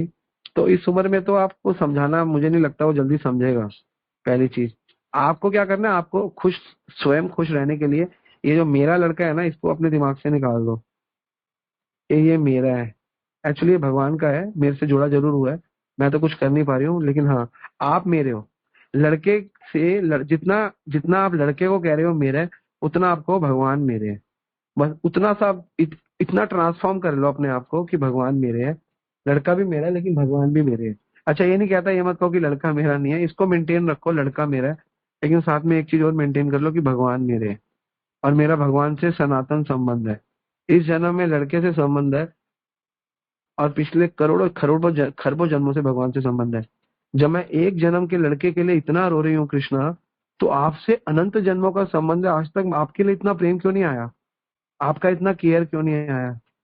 तो फिर जब आप ऐसे विचार, बड़ा विचार करोगे और इस पे ध्यान लगाओगे, सोचोगे, तो फिर आपको अपने बेटे का दुख छोटा दुख लगेगा, और आपको ये दुख लगेगा कि मैं भगवान से नहीं जुड़ पाई। लेकिन वो दुख बना रहेगा, क्योंकि वो भी आपका बेटा है। फिर भगवान से जब बड़े व्यक्ति से आपका संबंध हो जाएगा, फिर वो बड़ा व्यक्ति आपके छोटे कार्य सिद्ध कर देगा। तो इसलिए जिसके जीवन में जो भी दुख हो, वो अपने दुखों के ऊपर इतना कंसंट्रेट ना करके भगवान के सुखों के लिए, और भगवान के साथ जो हमारा अनंत काल से संबंध है, उसका दुख अगर हम समझेंगे, तो फिर हमें हमारे जीवन के, इस भौतिक जीवन के जो दुख है, वो हमें छोटे लगेंगे। और जब छोटे लगने लग जाएंगे, तो भगवान की इच्छा होगी तो भगवान उनको 2 मिनट में खत्म भी कर देंगे। तो आपको क्या करना है, आपको उस ट्रैक पे नहीं चलना कि बेटे को अगर जितना हो सके उतना समझाओ, ट्रैक ही बदल लो, अपने जीवन की गेर गाड़ी बदल लो। जब आपको पता चले कि ये जो रेल है जिसमें मैं बैठी हूँ, ये रेल पाकिस्तान जा रही है और मैं गलती से बैठ गई और मैं वहां पे बैठ जल्दी पहुंच गई, तो पाकिस्तान में तो मैं तो हिंदू हूँ, वहां पे तो हिंदुओं का बुरा बुरा हाल करते हैं, तो आपको इमीडिएटली उस ट्रेन से उतर के दूसरी पटरी पे चला जाना चाहिए। वहां से हिंदुस्तान में जो ट्रेन आ रही है वापस, उसमें चढ़ जाना चाहिए। और जब आप हिंदुस्तान में चढ़ जाओगे तो आपके दुख खत्म हो जाएंगे, ठीक है ना। तो जो आपको दुख थे वो सारे खत्म हो, इसलिए अपना अपना दुख जो है, आपका जो भी पारिवारिक दुख है, उस दुख के लिए तो आप बहुत ज्यादा कर नहीं सकते, क्योंकि वो आपको कर्म भाग्य से मिला है, बेटा भाग्य से मिला है, उसके संस्कारों से वो कार्य कर रहा है। लेकिन आप ऊंचे ज्ञान में बैठ जाओ और भगवान जिनसे आपका जन्मों जन्मों से संबंध है और उनके प्रति हमारी सीरियसनेस नहीं है, उनके प्रति सीरियस हो जाए और भगवान का नाम लो। कहते हैं नाम लेते है सर्व जगत निस्तार। तो नाम लेने से पूरे जगत का निस्तार हो जाता है। तो धीरे धीरे आपके बेटे को भगवान बुद्धि देंगे और आपका जो एक परमानेंट संबंध है उसके साथ कनेक्ट हो जाओगे, तो परमानेंट हैप्पीनेस आ जाएगी। लोग कहते हैं हमें परमानेंट हैप्पीनेस चाहिए, तो परमानेंट हैप्पीनेस तो तब आएगी ना जिसके साथ हाँ जी, हाँ जी। परमानेंट रिलेशन है उसके साथ जुड़ो, तो उसके साथ जुड़ जाओ। अपना ट्रैक चेंज कर लो, आपको ट्रैक चेंज करने की जरूरत है। और जो आपका पुराना ट्रैक है, जब ये ट्रैक आपका अच्छा हो जाएगा तो पुराना ट्रैक अपने आप कृष्णा ठीक कर देंगे, ठीक है। This is a solution. नहीं तो इसमें पड़े रहोगे तो कुछ ज्यादा होने वाला है नहीं, क्योंकि आपके बल में आप में इतनी शक्ति नहीं है। जिसमें शक्ति है आप उस शक्तिमान के पास चले जाओ। कृष्ण है ना, भगवान गीता में बोलते हैं अहम सर्वस्य प्रभवो मत सर्व परिवर्तते इति मत्वा भजन्ते माम बुद्धा भाव समन्विता। जो बुद्धिमान व्यक्ति है वो यही करता है, वो जान जाता है अहम सर्वस्य प्रभु कि मैं ही सब कांडों का कारण हूँ, ठीक है। हरे कृष्ण। हरे कृष्ण प्रभु जी। एक्चुअली मटेरियल वर्ल्ड में लोग कहते हैं कि चालाक बनो, भोला मत रहो, मतलब सब धोखा दे देंगे, बेवकूफ बना देंगे। तो आप इसमें थोड़ा गाइडेंस दीजिए ना, स्पिरिचुअल वर्ल्ड और मटेरियल वर्ल्ड में क्या। आपका ना एक स्वभाव है, मेरा एक स्वभाव है। अब लोगों के कहने से तो कोई कुछ होता नहीं है कि आप चालाक बनो, आप भोला बनो, या अरे भैया जैसे हो वैसे ही रहोगे ना। आप भक्त बनो, आप भक्त बनो, आप चालाक हो जाओगे। सही कृष्ण भक्त, सही बहुत चतुर। आप चालाक बनने के कैसे चालाक बनोगे? आप पूछो कैसे बनो चालाक, कौन सा फॉर्मूला है चालाक बनाने का? चालाक बोलने का कोई मंत्र है क्या?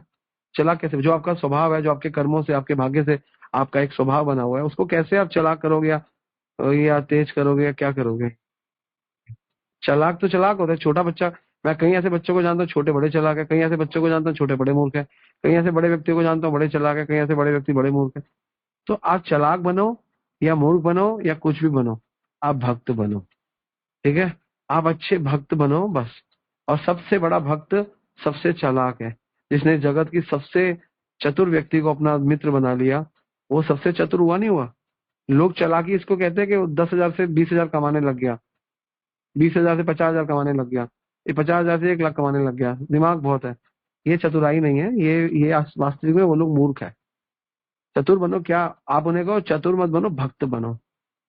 हमारे गुरु महाराज को शिल प्रपात बोलते हैं इंजीनियर मत बनो, भक्त बनो। इंजीनियर बहुत है, तो चतुर मत बनो, चतुर बहुत है, अब भक्त बनो, अच्छे भक्त बनो। और लोग क्या कहते हैं उनको कहने दो, लोगों को तो कुछ पता ही नहीं है ना। मनुष्य ना जाना तू, मनुष्य को क्या पता क्या करना है उनको, वो तो मूर्ख है।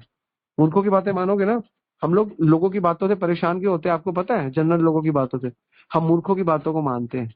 अब मुझे कोई कुछ कहता है ना ये करो वो करो, मैं कहता हूँ हाँ मैं कर लूंगा, शांति रखो। कोई बड़ा भी कहता है ना और मूर्ख है, उसको शास्त्र गीता नहीं पता, मैं उसको भी फॉलो नहीं करता, चाहे वो मुझसे 20 साल बड़ा है। वो मूर्ख है, उसकी आयु बढ़ी है लेकिन वो मूर्ख है।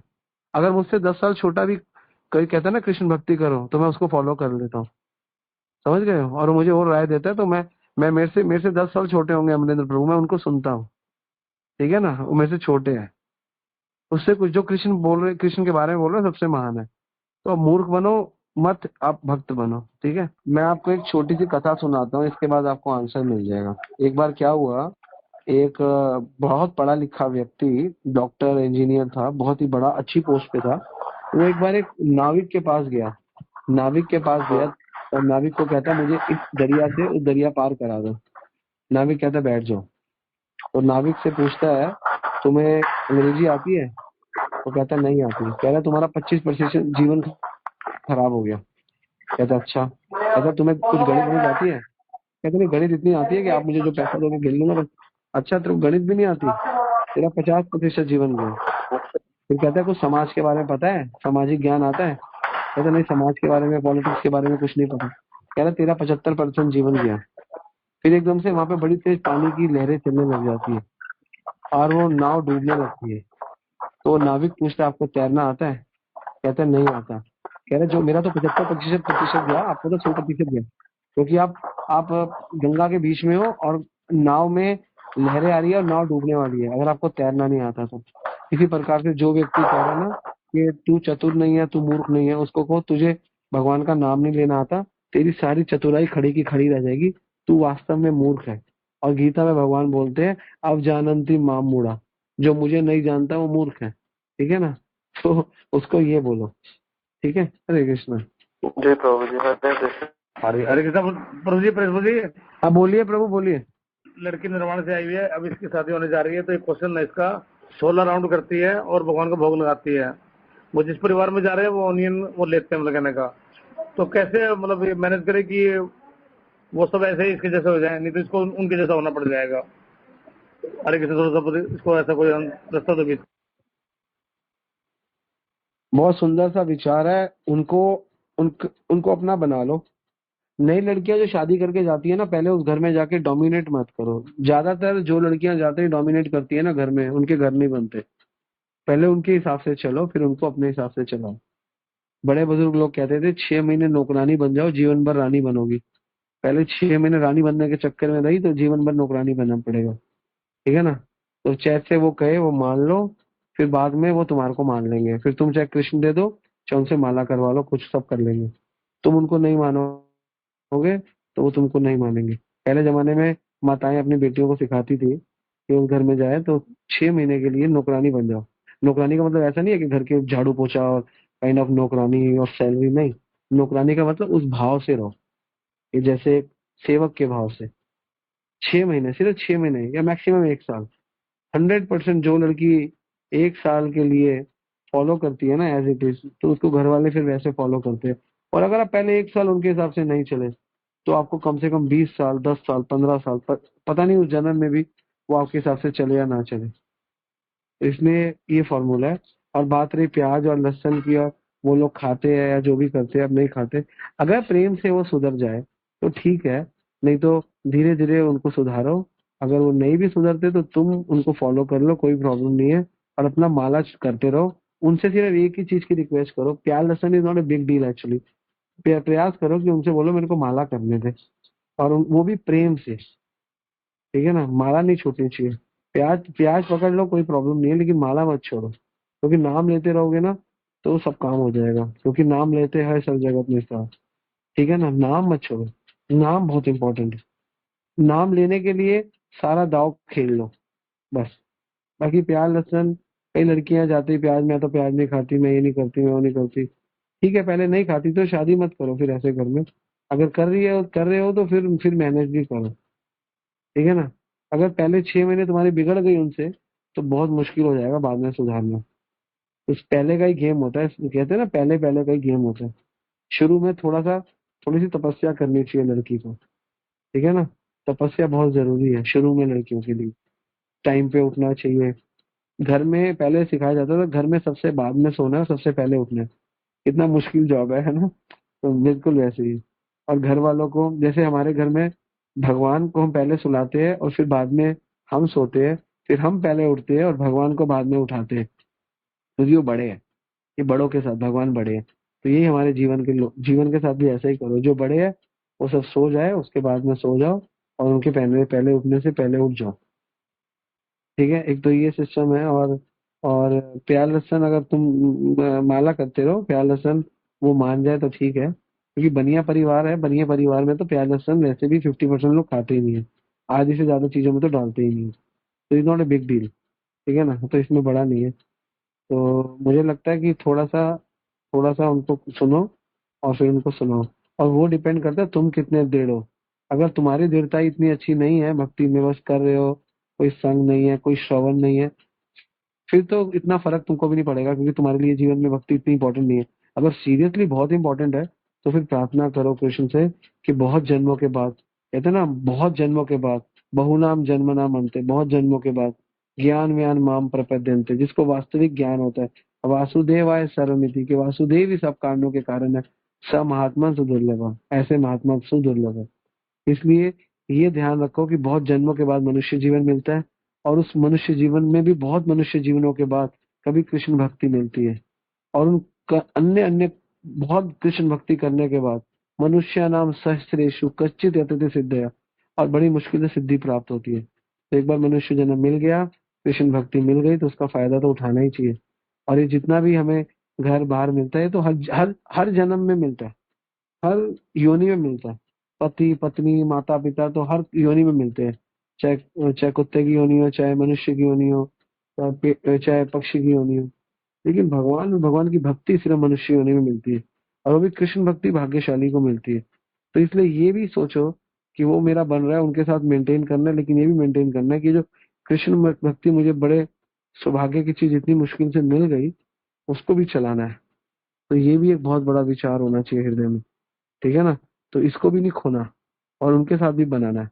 असलियत में सबसे बड़ी तपस्या यही है कि किसी के साथ बनाते हुए और किसी के साथ बिगाड़ो ना, ये सबसे बड़ी कैलकुलेशन है, ये सबसे बड़ी मैनेजमेंट है। मैनेजमेंट क्या होती है? मैनेजमेंट होती है कि किसी के साथ बनाते हुए किसी के साथ बिगड़े ना, ये मैनेजमेंट होती है। तो यही तो है जीवन। और जो इसमें एक्सपर्ट होता है ना, वो भगवत धाम चला जाता है। जो इस मैनेजमेंट में एक्सपर्ट हो जाता है, सबसे बना लेता है और किसी से बिगाड़ता नहीं है, वो एक्सपर्ट हो जाता है। तो ये एक्सपर्टीज आपको भक्ति से, गीता भागवत से समझ में आती है, भक्तों के संग में समझ में आती है, ठीक है ना। तो तुम्हें उस घर को, जिस घर में जा रही हो, उस घर को बनाना भी है और भगवान से बिगाड़नी भी नहीं है, ठीक है। हरे कृष्ण। प्रभु जी एक क्वेश्चन हो रहा है, हरि बोल। प्रभु जी ये एक तो लड्डू गोपाल लेके जा रही है, कह रही कि शुरू से फॉलो करती है ना भगवान को, कह रही मैं लेके जाऊंगी, इसने पहले उनको बोल दिया है। ठाकुर जी हैं, वो प्याज तो चलेगा नहीं वहाँ पर, और प्याज रखते हैं और इसको ठाकुर जी लेके जाना है, तो भोगा कैसे मैनेज करेगी फिर घर में ये? देखो कितना अच्छा तुम्हारा भाग्य है, वो रेडी हो गए हैं, तो उनको कहना अब भगवान आ गए हैं, तो भगवान को तो भोग लगेगा, तो भगवान को भोग लगाओ। और कोई कुछ खाएगा नहीं, तुम ही खाओ, थोड़ा सा उनका खाना है तो खाओ, धीरे धीरे थोड़ा थोड़ा उनको प्रसाद खिलाओ, धीरे धीरे उनकी भी चेतना ठीक हो जाएगी। जब वो ये लाने के लिए मान गया कि भगवान ले आओ, तो वो फिर वो भी मान जाएंगे कि भोग भी लगा लो, ठीक है। बहुत बहुत धन्यवाद आपका सुंदर आंसर के लिए। माता जी चैट बॉक्स में ना भारती माता जी का एक क्वेश्चन है, एक मिनट आप वो देख लो। हरे कृष्ण। हरे कृष्णा। तो कल श्रीमती राधा रानी घर आई हैं, उनको स्थान देने के लिए प्रोसीजर फॉलो करना चाहिए। अच्छा, तो आप सेवा करने के लिए भगवान लेके आए हो या किसी और के भगवान आपके घर आए हैं?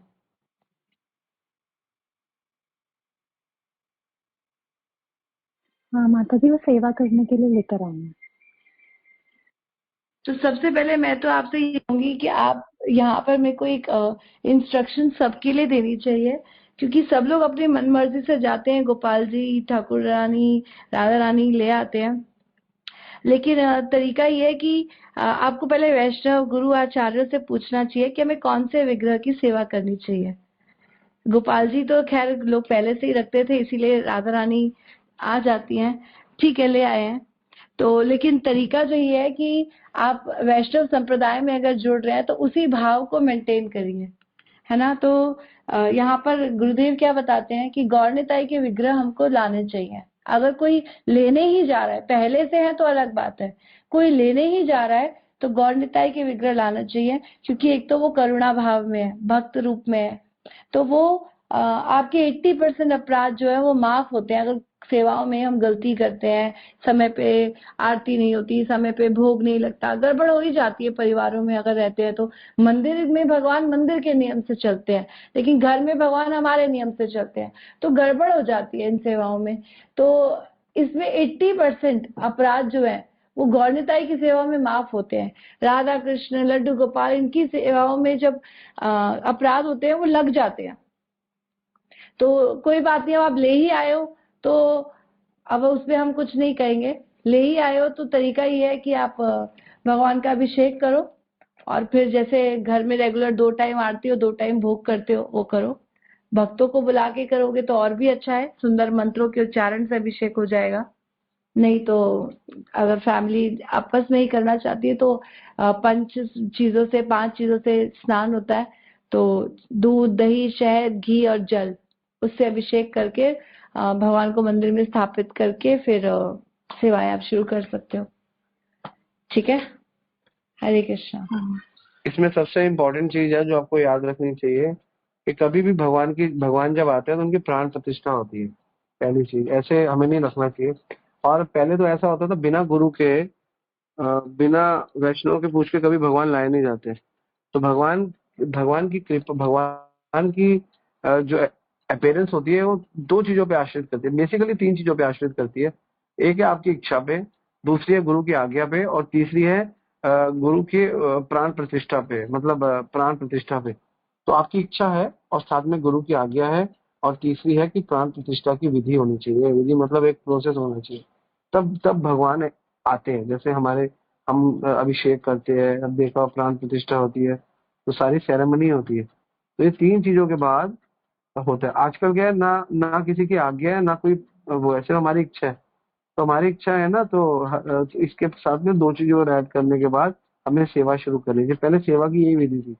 सेवा की विधि थी इच्छा, आज्ञा और क्या कहते हैं, सेरेमनी। सेरेमनी को क्या कहते हैं हिंदी में?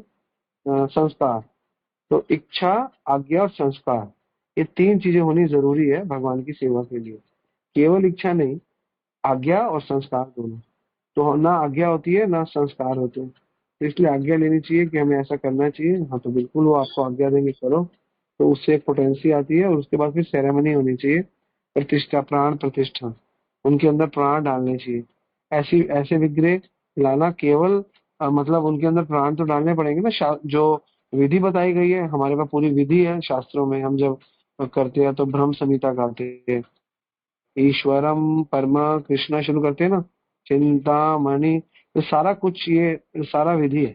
उस विधि से प्राण प्रतिष्ठा करी जाती है। फिर भगवान, क्योंकि भगवान के है ना भक्त, उसमें कीर्तन करते हैं भक्त उसमें। फिर हमारा एक संस्कार होता है, हम भक्तों को प्रसाद खिलाते हैं। फिर हमारा संस्कार होता है कि हम भगवान के आगे नाचते हैं। फिर उसके बाद सब कुछ जो भी सेरेमनी में चीजें चलती है, दान, क्या कहते हैं, तपस्या, दान और अनुष्ठान सब होता है, तब जाके वो पूरी वैदिक अनुष्ठान होता है। ठीक है ना। जैसे बच्चे का नामकरण संस्कार करते हैं, जैसे हम विवाह संस्कार करते हैं, जैसे हम अंतिम संस्कार करते हैं, पूरी विधि है। तो भगवान का भी एक विधि होती है, उस विधि के अंतर्गत रहते हुए हमें भगवान की प्राण प्रतिष्ठा करनी चाहिए। ठीक है। तो अब आप ले आए हो तो कोई बात नहीं, आप ऐसे ही करो, और ये भगवान का अभिषेक करो। एक ब्रह्म संहिता आप मंदिर या ऑडियो चलाओ, और कुछ हो सके 5-7 भक्तों को बुलाओ, कीर्तन करवाओ।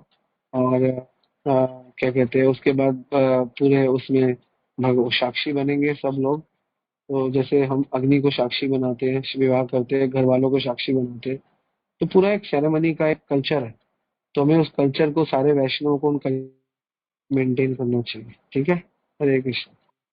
हरे कृष्णा। तो समय काफी हो गया है, 10:10 हो गए, तो हम ये वाइंड अप करेंगे। वाञ्छाकल्पतरुभ्यश्च कृपा सिन्धुभ्येव च पतितानां पावनेभ्यो वैष्णवेभ्यो नमो नमः। श्रील प्रभुपाद की जय, गुरु महाराज की जय। हरे कृष्ण।